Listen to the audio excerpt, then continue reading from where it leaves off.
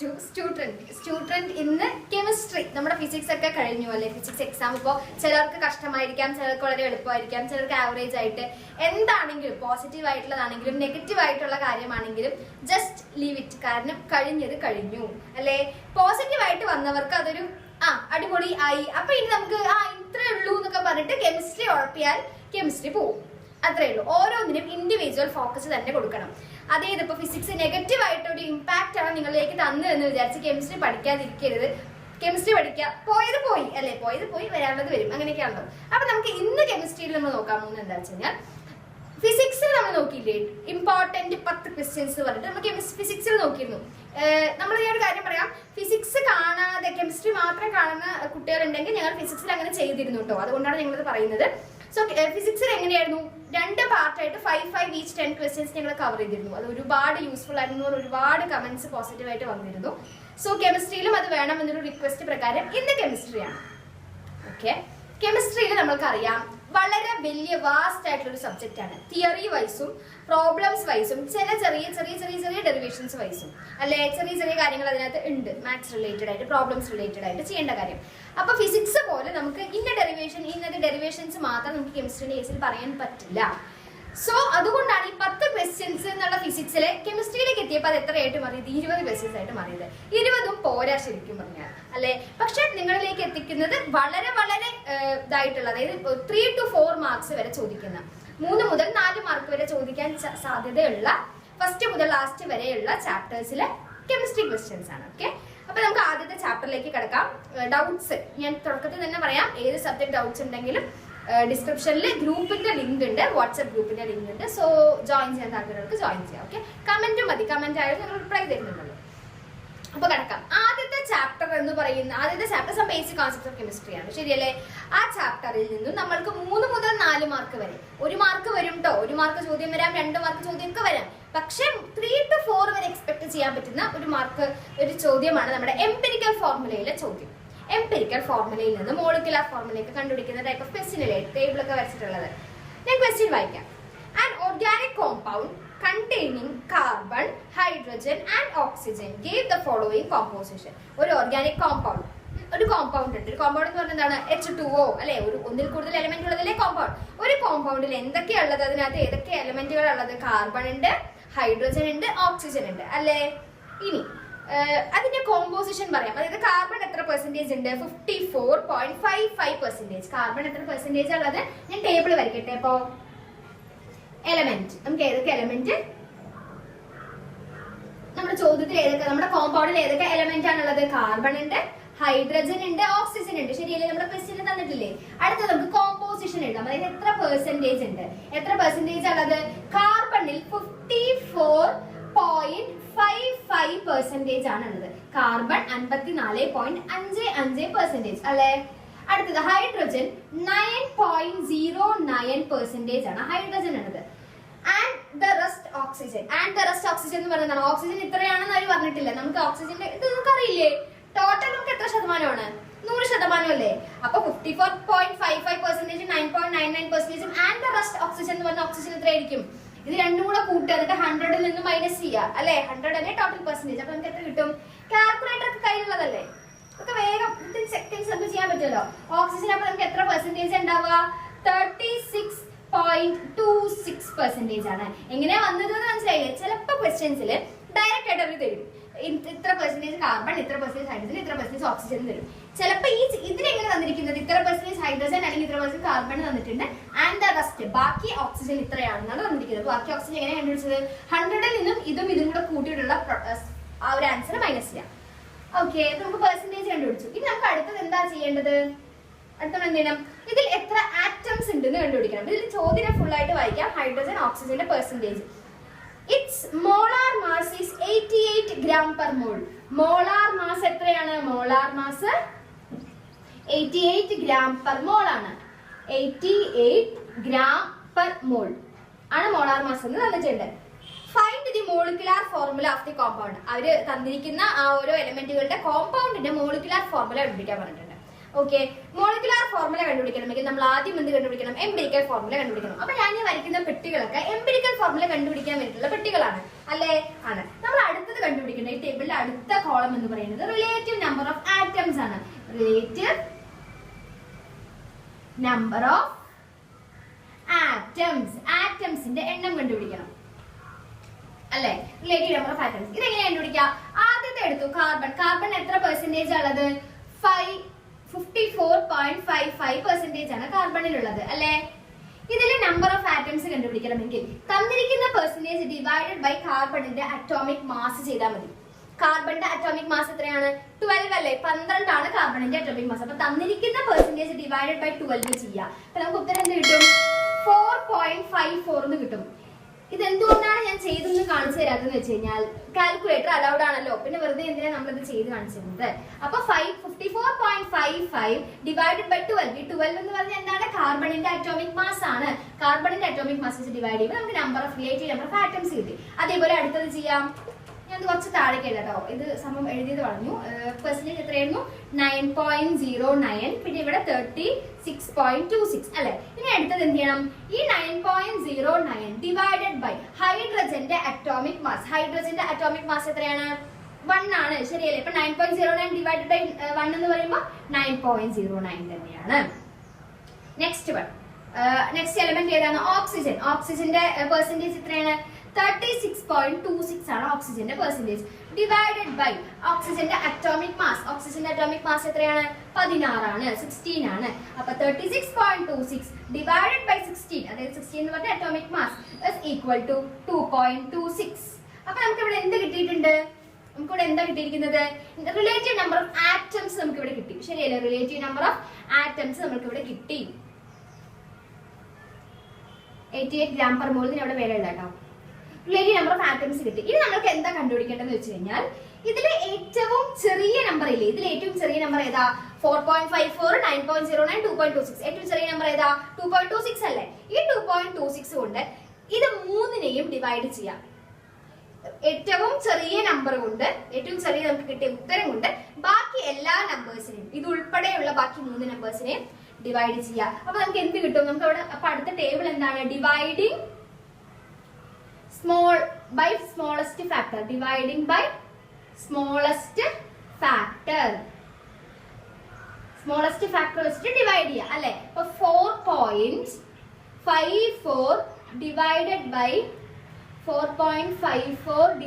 by 2.26 എന്താ ഉത്തരം വരിക? 2.008 ആണ് വരിക. 2.008 എന്ന് വരും. അടുത്തത് എടുത്തു നോക്കാലോ. 9.09 divided by 2.26 എത്ര ഉത്തരം വരിക? 9.09 divided by 2.26 4.002. 4.002. അടുത്തത് 2.26 divided by 2.26 എന്തുകൊണ്ട് ഡിവൈഡ് ചെയ്യണം? 2.26 കൊണ്ട് തന്നെ ഡിവൈഡ് ചെയ്യണം. 2.26 അപ്പൊ നമുക്ക് ഉത്തരം കിട്ടും 1 കിട്ടും. ശരിയല്ലേ? ഇപ്പൊ നമ്മൾ ഇതിനകത്ത് കിട്ടിയ ഏറ്റവും ചെറിയ വാല്യൂവിനെ ഇതിലെ എല്ലാ വാല്യൂസ് വെച്ച് ഡിവൈഡ് ചെയ്തു. കാൽക്കുലേറ്റർ യൂസ് ചെയ്യാൻ പെട്ടെന്ന് ഡിവിഷൻസ് ഒക്കെ ചെയ്യാം കേട്ടോ. അപ്പൊ നമുക്ക് ഇത് കിട്ടിയില്ലേ? ഇനി നമ്മൾ എന്താ ചെയ്യേണ്ടതെന്ന് വെച്ച് കഴിഞ്ഞാൽ അടുത്ത നമുക്ക് എന്താ ചെയ്യാം? ഈ നമുക്ക് ഇപ്പൊ കിട്ടിയിരിക്കുന്ന ഓരോ വാല്യൂസിനും റൗണ്ട് ഓഫ് ചെയ്ത് എഴുതാം. ദാറ്റ് ഈസ് ഈ പുറത്ത് പോയിന്റിന് ശേഷം കാണുന്ന നമ്പേഴ്സ് ഒക്കെ കളഞ്ഞിട്ട് റൗണ്ട് ഓഫ് ചെയ്ത് എഴുതാം നമുക്ക്. അപ്പൊ ആ ടേബിൾ എന്ത് വരും? Ratio of number of atoms. Ratio of number of atoms അല്ലേ? ഇതിന്റെ റൗണ്ട് ഓഫ് ചെയ്ത് എഴുതൂ. 2.008. അപ്പൊ നമുക്ക് ഈ പോയിന്റിന് ശേഷമുള്ള 008 നമുക്ക് പോവാം, കളയാം അല്ലെ. അപ്പൊ നമുക്ക് എന്ത് കിട്ടി? റൗണ്ട് ഓഫ് ചെയ്തിട്ട് 2 എന്ന് കിട്ടി. അടുത്തത് 4.002. പോയിന്റിന് ശേഷം വന്നിരിക്കുന്ന 002 എന്ത് ചെയ്യാം? കളയാം. അപ്പൊ നമുക്ക് എന്ത് കിട്ടും? 4 എന്ന് കിട്ടും അല്ലേ. അടുത്തത് 2.26 2.6 1 ആണ്. 1ന് ശേഷം പോയിന്റ് ഒന്നും ഇല്ല, അപ്പൊ 1 അല്ലെ. ഇപ്പൊ നമ്മൾക്ക് മൂന്നിന്റെയും റൗണ്ട് ഓഫ് ആയിട്ടുള്ള നമ്പർ ഓഫ് ആറ്റംസിന്റെ ഫിഗർ കിട്ടിയിട്ടുണ്ട്. ഇനി നമുക്ക് എന്താ ചെയ്യാൻ പറ്റുക? നമ്മുടെ ഏതൊക്കെ എലമെന്റുകൾ? കാർബൺ, ഹൈഡ്രജൻ, ഓക്സിജൻ അല്ലെ. ഈ കാർബണിന്റെ ആണ് ഈ 2 എന്ന് പറഞ്ഞു വന്നിരിക്കുന്നത്. ഹൈഡ്രജന്റെ ആണ് ഈ 4 എന്ന് പറഞ്ഞു വന്നിരിക്കുന്നത്. ഓക്സിജന്റെ ആണ് നമ്മുടെ ഈ 1 എന്ന് പറയുന്നത് അല്ലെ. അപ്പൊ carbon C2, hydrogen H4, oxygen O അല്ലെ. 1 അല്ലേ. ഇവിടെ 1 എഴുതേണ്ട കാര്യമില്ലല്ലോ, അപ്പൊ 1 എഴുതുന്നില്ല. അപ്പൊ നമുക്ക് എന്ത് കിട്ടി? നമ്മുടെ എംപിരിക്കൽ ഫോർമുല നമുക്ക് എന്ത് കിട്ടി? C2H4O എന്ന് കിട്ടി. എങ്ങനെ കിട്ടിയെന്ന് മനസ്സിലായില്ലേ? ഞാൻ ഒന്നും കൂടെ പറഞ്ഞിട്ട് ഞാൻ ഈ സ്റ്റെപ്പ് വായിച്ചു തരാം നിങ്ങൾക്ക്. ഓരോ എലമെന്റ് എഴുതാം, അതിന്റെ പെർസെന്റേജ് എഴുതാം. എന്നിട്ട് ആ പെർസെന്റേജ് വെച്ചിട്ട് അതിന്റെ അറ്റോമിക് മാസ് ഉപയോഗിച്ച് അതിനെ ഡിവൈഡ് ചെയ്യാം. കാൽക്കുലേറ്റർ ഉണ്ട്, വളരെ സ്പീഡായിട്ട് നിങ്ങൾക്ക് ചെയ്യാൻ പറ്റും. അപ്പൊ എല്ലാം ചെയ്യാം. എന്നിട്ട് അതിൽ ഏറ്റവും ചെറിയ നമ്പർ കൊണ്ട് ബാക്കി എല്ലാം നമ്മൾ ഡിവൈഡ് ചെയ്യാം. എന്നിട്ട് നമുക്ക് അതിന് കിട്ടുന്ന വാല്യൂസ് റൗണ്ട് ഓഫ് ചെയ്ത് എഴുതിയിട്ട് ഓരോന്നിനും കൊടുക്കാം. ഇതാണ് നമ്മുടെ എന്തെന്ന് പറയുന്നത് എംപിരിക്കൽ ഫോർമുല എന്ന് പറയുന്നത്. Okay, empirical formula. നമുക്ക് ചോദ്യത്തിൽ എന്ത് കണ്ടുപിടിക്കാനായിരുന്നു? മോളിക്കുലാർ ഫോർമുല കണ്ടുപിടിക്കാനായിരുന്നില്ലേ? എംപിരിക്കൽ ഫോർമുലയിൽ നിന്ന് നമ്മൾ എങ്ങനെ മോളിക്കുലാർ ഫോർമുല കണ്ടുപിടിക്കുക? Molecular formula is equal to n into empirical formula. ശരിയല്ലേ? Molecular formula is equal to n into empirical formula. ഈ n എന്ന് പറഞ്ഞ സാധനം നമ്മൾ ഇനി കണ്ടുപിടിക്കണം. അല്ലെങ്കിൽ ഞാൻ ഇതെങ്ങനെയാണ് കണ്ടുപിടിക്കുന്നത് പറഞ്ഞുതരാം. നമുക്ക് ഇപ്പൊ എത്ര കിട്ടിയത്? C2H4O അല്ലേ?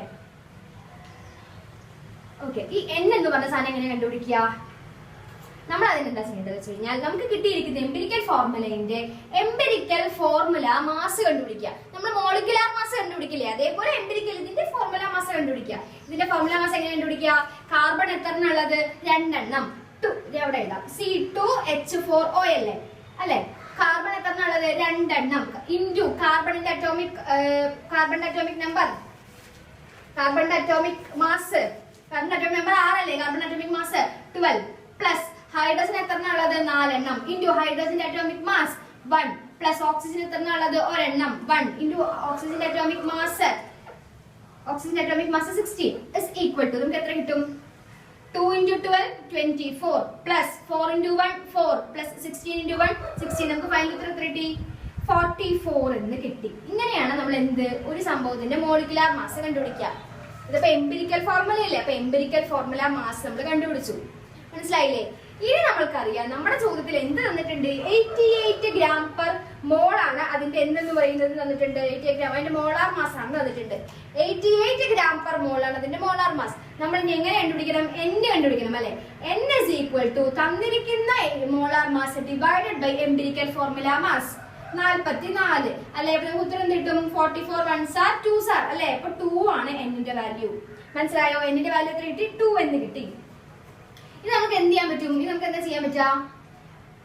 Molecular formula is equal to n into empirical ഫോർമുലയിലെ ഇക്വേഷൻ അല്ലേ? അപ്പൊ നമുക്ക് മോളിക്കുലാർ ഫോർമുല ഇപ്പൊ കണ്ടുപിടിക്കാലോ. എങ്ങനെ മോളിക്കുലാർ ഫോർമുല കിട്ടുക? Molecular formula is equal to n എന്താണ്? n ന്റെ വാല്യൂ എത്രയാണ്? 2 അല്ലേ? 2 into empirical formula. Empirical formula എന്താണ്? C2H4O ആണ്. ബ്രാക്കറ്റ് ഓപ്പൺ ചെയ്ത് നോക്കൂ. Molecular formula is equal to bracket എങ്ങനെ ഓപ്പൺ ചെയ്യാം? 2 വെച്ചിട്ട് മൾട്ടിപ്ലൈ ചെയ്യാം. അപ്പൊ എന്തായി? C2 C4 ആയി, H4 H8 ആയി, O വന്നിട്ട് O2 ആയി. ഒന്നും ചെയ്തില്ല. ഈ 2 വെച്ചിട്ട് 2 മൾട്ടിപ്ലൈ ചെയ്തപ്പോൾ C4, 2 വെച്ച് 4 മൾട്ടിപ്ലൈ ചെയ്തപ്പോൾ H8, 2 വെച്ച് 1 മൾട്ടിപ്ലൈ ചെയ്തപ്പോൾ O2. ഇങ്ങനെയാണ് നമ്മൾ എംപിരിക്കൽ ഫോർമുല കണ്ടുപിടിക്കുക. വൃത്തിയായിട്ട് ആ ടേബിളിൽ പക്കയാക്കുക, ടേബിൾ വൃത്തിയായിട്ട് ചെയ്യുക. അത് കഴിഞ്ഞാൽ ടേബിളിൽ നിന്ന് കിട്ടുന്ന ഫോർമുല എഴുതി വയ്ക്കുക. ആ ഫോർമുലേന്റെ മാസ് കണ്ടുപിടിക്കുക. ആ ഫോർമുലേന്റെ മാസ് നമുക്ക് തന്നിരിക്കുന്ന ഇതിനെ ഡിവൈഡ് ചെയ്യാം. തന്നിരിക്കുന്ന മോളാർ മാസിനെ ഡിവൈഡ് ചെയ്യാം. നമുക്ക് n കിട്ടും. n വെച്ച് ഇൻഡ്യൂസ് ചെയ്യാം. എളുപ്പമാണ്. 2-3 തവണ ഒരു ക്വസ്റ്റ്യൻ തന്നെ ചെയ്ത് നോക്കാം. കാണാതെ ചെയ്ത് നോക്കാം. 7 ക്വസ്റ്റ്യൻ മനസ്സിലായി. നമുക്ക് നമ്മുടെ രണ്ടാമത്തെ ഇമ്പോർട്ടന്റ് ക്വസ്റ്റ്യനിലേക്ക് കടക്കാം. എംപിരിക്കൽ ഫോർമുലയ്ക്ക് ശേഷം സെക്കൻഡ് ചാപ്റ്റർ, അതായത് സ്ട്രക്ചർ ഓഫ് ആറ്റത്തിൽ വരുന്ന ഇമ്പോർട്ടന്റ് ക്വസ്റ്റ്യൻ 3 to 4 മാർക്സ് ആണ് ഞാൻ പറഞ്ഞിരുന്നത് അല്ലെ? 3 മുതൽ 4 മാർക്ക് വരെ ചോദിക്കാൻ പറ്റുന്ന തരത്തിൽ സെക്കൻഡ് ചാപ്റ്ററിൽ നമുക്ക് 3 ക്വസ്റ്റ്യൻസ് ആണ് ഉള്ളത് കേട്ടോ. ഓക്കെ, അപ്പൊ നമ്മുടെ രണ്ടാമത്തെ ക്വസ്റ്റ്യൻ അകത്ത് വരുന്ന കുറച്ച് ക്വസ്റ്റ്യൻസ് ആയിട്ട് വരുന്നത് ഫസ്റ്റ് വൺ ഇസ് റുദർഫോർഡിന്റെ സ്കാറ്ററിംഗ് എക്സ്പെരിമെന്റ്.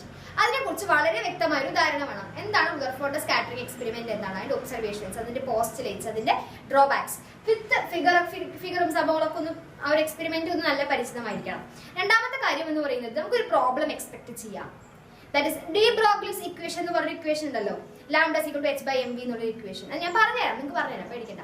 അപ്പോ അതൊരു ടൈപ്പ് ഓഫ് പ്രോബ്ലം വരികയാണെങ്കിൽ അതൊരു പ്രോബ്ലം ഇമ്പോർട്ടന്റ് ആയിട്ട് പ്രീവിയസിൽ കണ്ടുവരാറുണ്ട് കേട്ടോ. ഞാൻ അതാണ് എടുത്തു പറയുന്നത്. നെക്സ്റ്റ് മൂന്നാമത്തെ എന്ന് പറയുന്നത് കോപ്പറിന്റെയും ക്രോമിയത്തിന്റെയും എക്സെപ്ഷണൽ കോൺഫിഗറേഷൻ.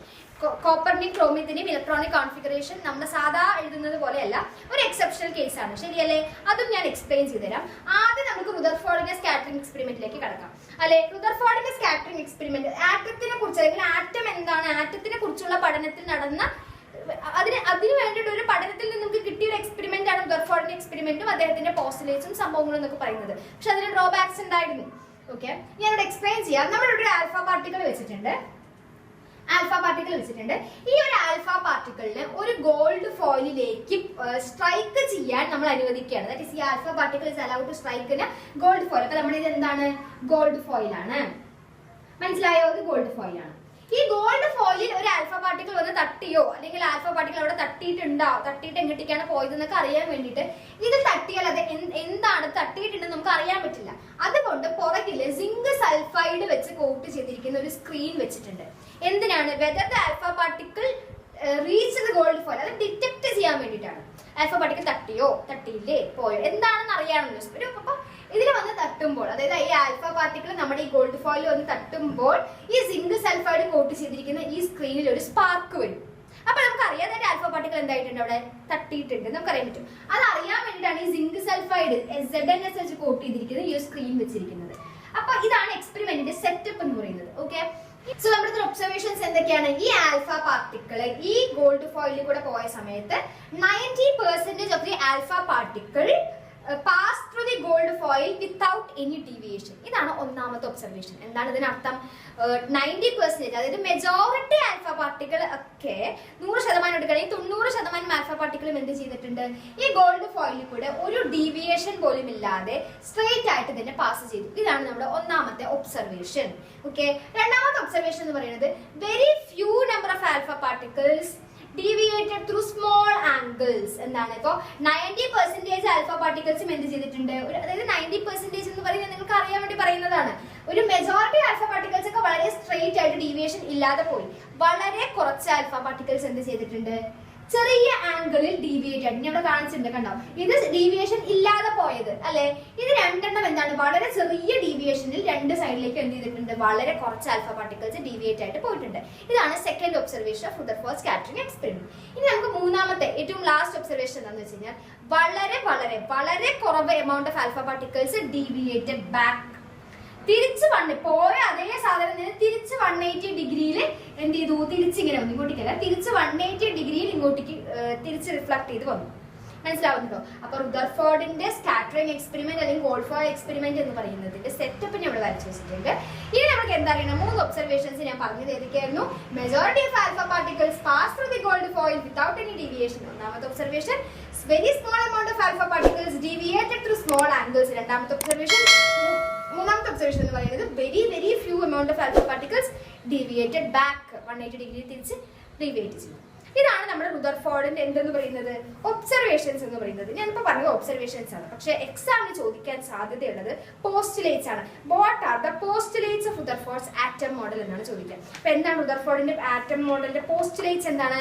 പോസ്റ്റുലേറ്റ്സും നമ്മുടെ ഈ ഒബ്സർവേഷൻസും തമ്മിൽ ഒരിക്കലും ഇങ്ങനെ മിസ്മാച്ച് ആവരുത്. ഒബ്സർവേഷൻസ് അതിൽ നിന്ന് കണ്ട സാധനങ്ങൾ, അതിൽ നിന്ന് അദ്ദേഹം എന്തൊക്കെ കൺക്ലൂഡ് ചെയ്തു, ഇതിൽ നിന്ന് എന്തൊക്കെ എത്തിച്ചിട്ടുണ്ട്, അതാണ് നമ്മൾ എന്തെന്ന് പറയുന്നത്? പോസ്റ്റുലേറ്റ്സ്. അപ്പൊ റുദർഫോർഡ് ഒന്നാമത്തെ പോസ്റ്റുലേറ്റ്സ് എന്താണ്?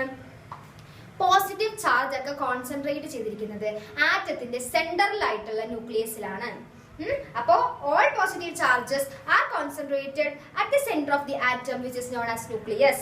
ഒന്നാമത്തെ പോസ്റ്റുലേറ്റ്. ഓക്കെ, രണ്ടാമത്തെ postulate electron revolve around the positive charge in A circular orbit. ഈ ഇലക്ട്രോണുകളൊക്കെ ഈ പോസിറ്റീവ് ചാർജ് ആയിട്ടുള്ള സെന്ററില്ലേ, അതായത് നമ്മുടെ ആറ്റം ഇല്ലേ, ന്യൂക്ലിയസ് ഇല്ലേ, ആറ്റത്തിലെ ന്യൂക്ലിയസ് ഇല്ലേ, അതിന് ചുറ്റും ഒരു സർക്കുലർ ഓർബിറ്റിലാണ് എന്ത് ചെയ്യുന്നത്? റിവോൾവ് ചെയ്യുന്നത്. ഇത് രണ്ടാമത്തെ പോസ്റ്റുലേറ്റ് ആണ്.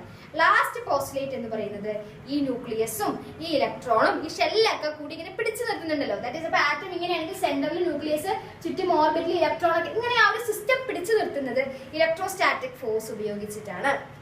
ഇതാണ് നമ്മൾ എന്തെന്ന് പറയുന്നത്? 3 പോസ്റ്റുലേറ്റ്സ്. ഒന്നുമില്ല, പോസിറ്റീവ് ചാർജ് കോൺസെൻട്രേറ്റ് ചെയ്തിരിക്കുന്ന സെന്ററിലാണ്. ആ സെന്ററിന്റെ പേര് എന്താണ്? ന്യൂക്ലിയസ് ആണ് അല്ലെ. നെക്സ്റ്റ് പോയിന്റ്, നെക്സ്റ്റ് പോസ്റ്റുലേറ്റ് എന്താണ്? ആ ഇലക്ട്രോണുകളൊക്കെ, നമ്മുടെ ആറ്റത്തിലുള്ള ഇലക്ട്രോണുകളൊക്കെ ന്യൂക്ലിയസിന് ചുറ്റും ഒരു സർക്കുലർ പാത്തായിട്ടുള്ള ഓർബിറ്റിലാണ് റിവോൾവ് ചെയ്യുന്നത്. രണ്ടാമത്തെ പോസ്റ്റുലേറ്റ്. മൂന്നാമത്തെ പോസ്റ്റുലേറ്റ് എന്ന് പറയുന്നത് ഇലക്ട്രോണും ന്യൂക്ലിയസും ഓർബിറ്റും എല്ലാം കൂടെ ഒരുമിച്ച് ടുഗദർ ആയിട്ട് കീപ്പപ്പ് ചെയ്യുന്ന ഫോഴ്സ് ഇലക്ട്രോസ്റ്റാറ്റിക് ഫോഴ്സ് ആണ്. ഇതാണ് നമ്മൾ എന്തെന്ന് പറയുന്നത്? പോസ്റ്റുലേറ്റ്സ് എന്ന് പറയുന്നത് അല്ലെ. ഇനി അടുത്തത് ഇതേ റുദർഫോർഡ് തന്നെ ഇദ്ദേഹം ഈ കണ്ടുപിടിച്ച ഈ ഒരു കാര്യത്തിൽ ഒരുപാട് 2 നെഗറ്റീവ് പോയിന്റ്സ് ആണുള്ളത്. Limitations of Rutherford's atom model എന്ന് ചോദിക്കാം. 2 പോയിന്റ് ആണുള്ളത്. ഒന്ന് വന്നിട്ട് he could not explain the stability of atom. Okay, ആറ്റത്തിന്റെ സ്റ്റെബിലിറ്റിയെ കുറിച്ച് റുദർഫോർഡിന് എക്സ്പ്ലെയിൻ ചെയ്യാൻ സാധിച്ചിരുന്നില്ല. അതാണ് ഒന്നാമത്തെ ഡ്രോബാക്ക് അല്ലെങ്കിൽ limitation of Rutherford's atom model. രണ്ടാമത്തെ ഡ്രോബാക്ക് എന്ന് പറയുന്നത് he could not explain the electronic structure structure of atom, ആറ്റത്തിന്റെ ഇലക്ട്രോണിക് സ്ട്രക്ചറിനെ കുറിച്ച് അദ്ദേഹത്തെ എക്സ്പ്ലെയിൻ ചെയ്യാൻ സാധിച്ചിരുന്നില്ല. ഇതാണ് റുദർഫോർഡിന്റെ ആറ്റം മോഡലിലെ 2 ലിമിറ്റേഷൻസ് അല്ലെങ്കിൽ ഡ്രോബാക്സ് എന്ന് പറയുന്നത്. ഒന്നാമത്തെ കാര്യം he could not explain the stability, രണ്ടാമത്തെ കാര്യം he could not explain the electronic structure of atom. ഇതോടുകൂടി observations, postulates and Rutherford's atom മോഡലിന്റെ ഇത് 3 കഴിഞ്ഞു. ഓക്കെ, വിത്ത് ഫിഗർ നിങ്ങൾ വൃത്തിയായിട്ട് മനസ്സിലായിട്ടുണ്ടെന്ന് വിചാരിക്കുന്നു. 3 to 4 മാർക്സ് ചോദിച്ചു കഴിഞ്ഞാൽ ഇത് 3ലും ഏത് വേണമെങ്കിലും ചോദിക്കാം. മനസ്സിലായിട്ടുണ്ടോ? നമുക്ക് നമ്മുടെ സെക്കൻഡ് ക്വസ്റ്റ്യനിൽ സ്ട്രക്ചർ ഓഫ് ആറ്റം ആണല്ലോ സെക്കൻഡ് ലെസൺ. ആ സെക്കൻഡ് ലെസണിൽ തന്നെ ഞാൻ 3 ഇമ്പോർട്ടന്റ് ആണെന്ന് പറഞ്ഞു. നമ്മൾ ആദ്യം നമ്മുടെ റുദർഫോർഡ് നോക്കി, നമുക്ക് കോപ്പറിന്റെയും ക്രോമിയത്തിന്റെയും എക്സെപ്ഷണൽ കോൺഫിഗറേഷൻ ഒക്കെ നമുക്ക് നോക്കാം. 4 മാർക്കിന് വരുന്നു നമുക്ക് പറയാൻ പറ്റില്ല. ഒരു 3 മാർക്കിന് അല്ലെങ്കിൽ ഒരു 2 മാർക്കിന് നിങ്ങൾക്ക് എക്സ്പെക്ട് ചെയ്യാം. ഇമ്പോർട്ടന്റ് ആണ് കോപ്പറിന്റെയും ക്രോമിയത്തിന്റെയും exceptional configuration of copper and chromium എന്ന് പറഞ്ഞിട്ട് സ്പെഷ്യൽ ടോപ്പിക് തന്നെ നമ്മുടെ ടെക്സ്റ്റ് ബുക്കിലുണ്ട്. അപ്പൊ അത് ഇമ്പോർട്ടന്റ് ആണ്. അപ്പൊ ഞാൻ പറയാം, നമ്മുടെ ക്രോമിയത്തിന്റെ അറ്റോമിക് നമ്പർ എന്ന് പറയുന്നത് 24 ആണ്, 24. അപ്പൊ നമ്മൾ അതിന്റെ ഇലക്ട്രോണിക് കോൺഫിഗറേഷൻ നമ്മൾ എങ്ങനെ എഴുതും? 1s2, 2s2, 2p6, 3s2, 3p6, 4s2, 3d. എത്ര വരിക? 2 + 2 4 + 6 10 12 18 24. ഇങ്ങനെയാണ് നിങ്ങൾ എഴുതുക. ഇപ്പൊ നിങ്ങൾ ചിലപ്പോൾ നിങ്ങൾ പഠിച്ചത് കൊണ്ട് മേ ബി ഇങ്ങനെ എഴുതില്ല. പൊതുവെ ആരും ആദ്യം എഴുതുന്നത് എങ്ങനെയാണ്? ക്രോമിയത്തിന്റെ ഇലക്ട്രോണിക് കോൺഫിഗറേഷൻ ഇങ്ങനെയാണ് എഴുതുക. പക്ഷേ നമ്മൾക്കറിയാം ഒരു ഷെല്ല് അത് ഇപ്പൊ ഡിന്റെ കേസ് അല്ലെങ്കിൽ ഡിയിൽ എത്ര ഇലക്ട്രോണുകൾ കൊള്ളും? 10 ഇലക്ട്രോണുകൾ കൊള്ളും അല്ലെ? അപ്പോ ഡി 5 ഇലക്ട്രോണിന്റെ സ്റ്റേറ്റിലും 10 ഇലക്ട്രോണിന്റെ സ്റ്റേറ്റിലും ഇത് എന്ത് കാണിക്കും? ഹൈ സ്റ്റെബിലിറ്റി കാണിക്കും. ശരിയല്ലേ? 10 ഇലക്ട്രോൺ ആവുന്ന സമയത്തും അതിന്റെ പകുതിയായിട്ട് 5 ഇലക്ട്രോൺ ആവുന്ന സമയത്തും അതിന്റെ സ്റ്റെബിലിറ്റി എന്തായിരിക്കും? കൂടുതലായിരിക്കും. സോ നമ്മൾക്കറിയാം ഇവിടെ ഇപ്പൊ ഡി എത്രയാണ്? ഡിന്റെ മേലെ എത്രയാണ്? 4 അല്ലേ? ഇവിടെ 4s2 അല്ലേ? എസിന്റെ മേലെ 2ഉം ഡിന്റെ മേലെ 4ഉം ആണ്. അപ്പോ ഈ ക്രോമിയം എന്ന് പറഞ്ഞ സാധനം സ്റ്റെബിലിറ്റി അറ്റൈൻ ചെയ്യാൻ വേണ്ടിട്ട് ഈ s2ലുള്ള 2 എണ്ണത്തിൽ നിന്ന് ഒരെണ്ണം ഇങ്ങോട്ടേക്ക് കൊടുക്കും. എന്നിട്ട് ഇവിടെ 5 ആവും. എന്താ ഇവിടെ 5 ആക്കിയത്? D5 എന്നൊരു സ്റ്റേറ്റിൽ എന്താണ്? സ്റ്റെബിലിറ്റി ആണ് അല്ലെ? ഹാഫ് ഷെൽഡ് അല്ലെങ്കിൽ ഹാഫ്ലി ഫിൽഡ് ഇലക്ട്രോണിക് കോൺഫിഗറേഷൻ ആണ്. അതുകൊണ്ട് സ്റ്റെബിലിറ്റി അറ്റൈൻ ചെയ്യാൻ വേണ്ടി മാത്രമാണ് എസിന്റെ മേലെ 2 എണ്ണം ഉള്ളതിന്റെ ഒരെണ്ണം ഇങ്ങോട്ടേക്ക് കൊടുത്തിട്ട് എസ് എന്തായിട്ട് മാറിയത്? 1 ആയിട്ട് മാറിയത്. ഇതാണ് എക്സെപ്ഷണൽ കോൺഫിഗറേഷൻ ഓഫ് ക്രോമിയം. ഇത് നമുക്ക് മറ്റേ റൂൾ യൂസ് ചെയ്ത് നമ്മൾ ഇതിൽ വരയ്ക്കില്ലേ? ബോക്സ് ഇട്ട് വരയ്ക്കില്ലേ? അതിൽ നമ്മൾ വരയ്ക്കുമ്പോഴല്ലോ ഇത്രയും വലിയ സ്റ്റെപ്സ് നമുക്ക് അതിൽ വരയ്ക്കണ്ട. നമ്മൾ ഞാനിത് നിങ്ങൾക്ക് അറിയാൻ വേണ്ടി എഴുതാണ്. ഇതിനെ നമ്മൾ ഇങ്ങനെ കട്ട് ഷോർട്ട് ചെയ്യും. ഇതിന് ഇത്രയും നമ്മൾ എക്സാമിൽ ഇരുന്ന് എഴുതാതെ നമുക്ക് എക്സാമിന് വേറെ രീതിക്ക് എഴുതാലോ. ആർഗൺ എഴുതാലോ. ആർഗൺ 18 4s1 3d5 എന്ന് എഴുതാലോ അല്ലേ? ആർഗൺ അറ്റോമിക് നമ്പർ എത്രയാണ്? 18 അല്ലേ? 18 ആണ്. അപ്പൊ ഇതുവരെ ഉള്ളതിൽ നമ്മൾ 18 ഇങ്ങനെ ആക്കി എഴുതി അല്ലേ? 6 + 4 എത്രയാണ്? 10 10 + 2 12 12 + 6 18. ഇതുവരെ ഉള്ളതിന് 18 ആക്കിയിട്ട് ആർഗൺ 18 എന്നുള്ള ഫോർമാറ്റില് ബാക്കിയുള്ളതാണ് ഇവിടെ എഴുതുക. മനസ്സിലായോ? അപ്പൊ നമ്മൾ ഈ പെട്ടിയിട്ട് നമ്മൾ എഴുതില്ലേ? ഈ ബോക്സിൽ നമ്മൾ ഇലക്ട്രോണിക് കോൺഫിഗറേഷൻ ആരോ സ്പിന്ന് യൂസ് ചെയ്തിട്ട് വരയ്ക്കില്ലേ? സ്പിൻ ആരോ ഡയഗ്രാം വെച്ചിട്ട് അങ്ങനെ നമ്മൾ വരയ്ക്കുമ്പോൾ ഇതും മാത്രം വരച്ചാൽ മതി. മനസ്സിലായോ? നിങ്ങൾ ഇത് ഓരോന്നോരോന്ന് പെട്ടിയിട്ട് വരച്ച സമയം കളയേണ്ട കാര്യമില്ല. അപ്പൊ ഇത് നമ്മുടെ സമയം കൺസ്യൂം ചെയ്യാൻ വേണ്ടിയിട്ടാണ് അവർ ഇങ്ങനെ ഈ ഒരു മെത്തേഡ് കെമിസ്ട്രിയിൽ കൊണ്ടുവന്നിരിക്കുന്നത്. സോ ഇതിന്റെയും മാത്രം വരച്ചാൽ മതി. SL ടോട്ടൽ എത്ര ഇലക്ട്രോണുകൾ കൊള്ളും? ടോട്ടൽ SL എത്ര എണ്ണം കൊള്ളുക? 2 എണ്ണമാണ് SL കൊള്ളുക. ശരിയല്ലേ? 2 എണ്ണം കൊള്ളും. നമ്മൾക്ക് ഇവിടെ എത്ര എണ്ണേ ഉള്ളൂ? ഒരെണ്ണേ ഉള്ളൂ. ഒരു ആരോ മേലേക്ക് വരച്ചു. മനസ്സിലായോ? ഒരൊറ്റ ആരോ മേലേക്ക് വരയ്ക്കാം. നെക്സ്റ്റ് അടുത്ത ഷെൽ ഏതാണ്? ഡി അല്ലേ? ഇത് S ഷെല്ലല്ലേ? ഇത് അടുത്തത് ഡി. ഡിയിൽ ടോട്ടൽ എത്ര എണ്ണം കൊള്ളും? 10 എണ്ണം കൊള്ളും അല്ലേ? 1 2 3 4 5 അല്ലെ? 5 എണ്ണം വരില്ല. കാരണം ഒരു പെട്ടിക്കകത്ത് 2 സ്പിന്ന് വരില്ലോ. ഓപ്പോസിറ്റ് ഡയറക്ഷൻസിൽ 2 സ്പിന്ന് വരില്ലേ? ടോട്ടൽ നമുക്ക് ഇവിടെ എത്ര എണ്ണം ഉള്ളത്? 5 എണ്ണം ഉള്ളത് അല്ലെ?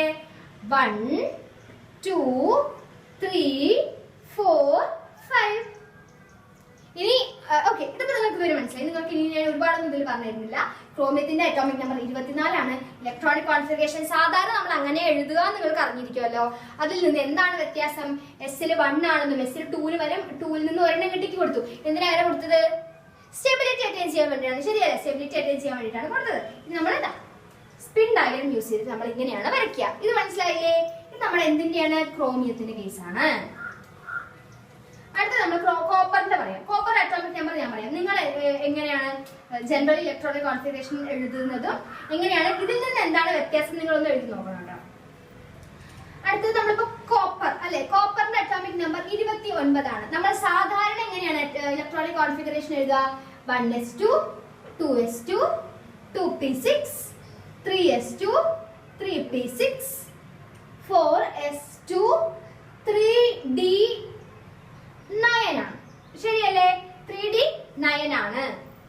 ഇതിൽ നിന്ന് നിങ്ങൾക്ക് ഒരു ഐഡിയ കിട്ടിയിട്ടാവുമല്ലോ എങ്ങനെ ചെയ്യാന്ന്. ഇതിലറിയാം നമുക്ക് ടോട്ടൽ ഡി എന്ന ഷെല്ലിൽ നമുക്ക് എത്ര എണ്ണം കൊള്ളും? 10 എണ്ണം കൊള്ളും. ഇവിടെ എത്ര എണ്ണം ഉള്ളത്? 9 എണ്ണം ഉള്ളത്. ശരിയല്ലേ?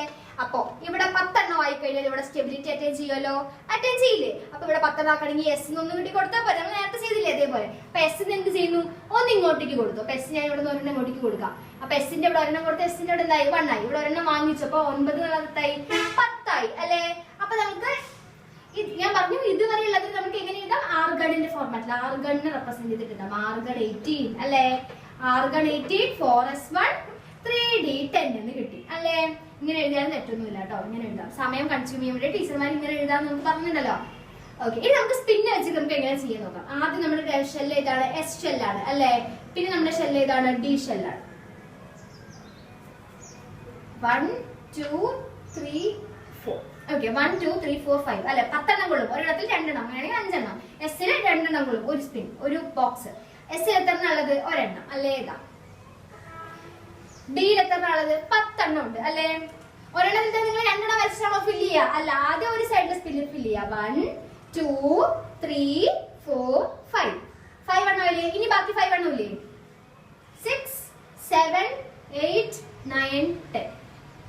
ഇങ്ങനെയാണ് നമ്മുടെ കോപ്പർ 29 ഇലക്ട്രോണിക് കോൺഫിഗറേഷൻ ഉള്ള കോപ്പറിന്റെ ഇലക്ട്രോണിക് കോൺഫിഗറേഷൻ. അത് പഠിച്ചാൽ നിങ്ങൾക്ക് അറിയാം. നിങ്ങൾ ഓർത്ത് വെക്കേണ്ട കാര്യം എന്താണെന്ന് വെച്ച് കഴിഞ്ഞാൽ കോപ്പർ ഇലക്ട്രോണിക് നമ്പർ 29 ആണെന്ന് അറിയണം. ക്വസ്റ്റ്യൻ പേപ്പർ അവരത് തരില്ല. ക്രോമിയത്തിന് 24 ആണ്. ഇത് രണ്ടും തിരിഞ്ഞു പോവാതെ ഓർത്ത് വെച്ച് പഠിക്കുക. ബാക്കിയുള്ള കാര്യങ്ങളൊക്കെ നിങ്ങൾക്ക് ഇതിപ്പോ കണ്ട മനസ്സിലാണെന്ന് കരുതുന്നു. നമുക്ക് നമ്മുടെ സെക്കൻഡ് ക്വസ്റ്റിന്റെ 3ാമത്തെ പ്രോബ്ലം വരുമെന്ന് പറഞ്ഞ സെക്ഷനിലേക്ക് കിടക്കാം. പ്രോബ്ലം വരാൻ ചോദിക്കാൻ സാധ്യതയുള്ളത് കേട്ടോ, ഇതെന്നെ ചോദിക്കുന്നൊന്നുമില്ല, ചോദിക്കാൻ സാധ്യതയുള്ളത് ഡി ബ്രോഗ്ലിസ് വേവ് ലെങ്ത്തിന്റെ ഇക്വേഷൻ ഉള്ള അതിന്റെ പ്രോബ്ലം ആയിരിക്കും. That is lambda is equal to h/mv ആണ് നമ്മൾ ഉപയോഗിക്കേണ്ടത്. വേവ് ലെങ്ത് ചോദിച്ചിട്ടുള്ള ക്വസ്റ്റ്യൻ ആണ് പ്രോബ്ലംസിൽ ഇതുവരെ മെജോറിറ്റി കണ്ടുവരുന്നത്.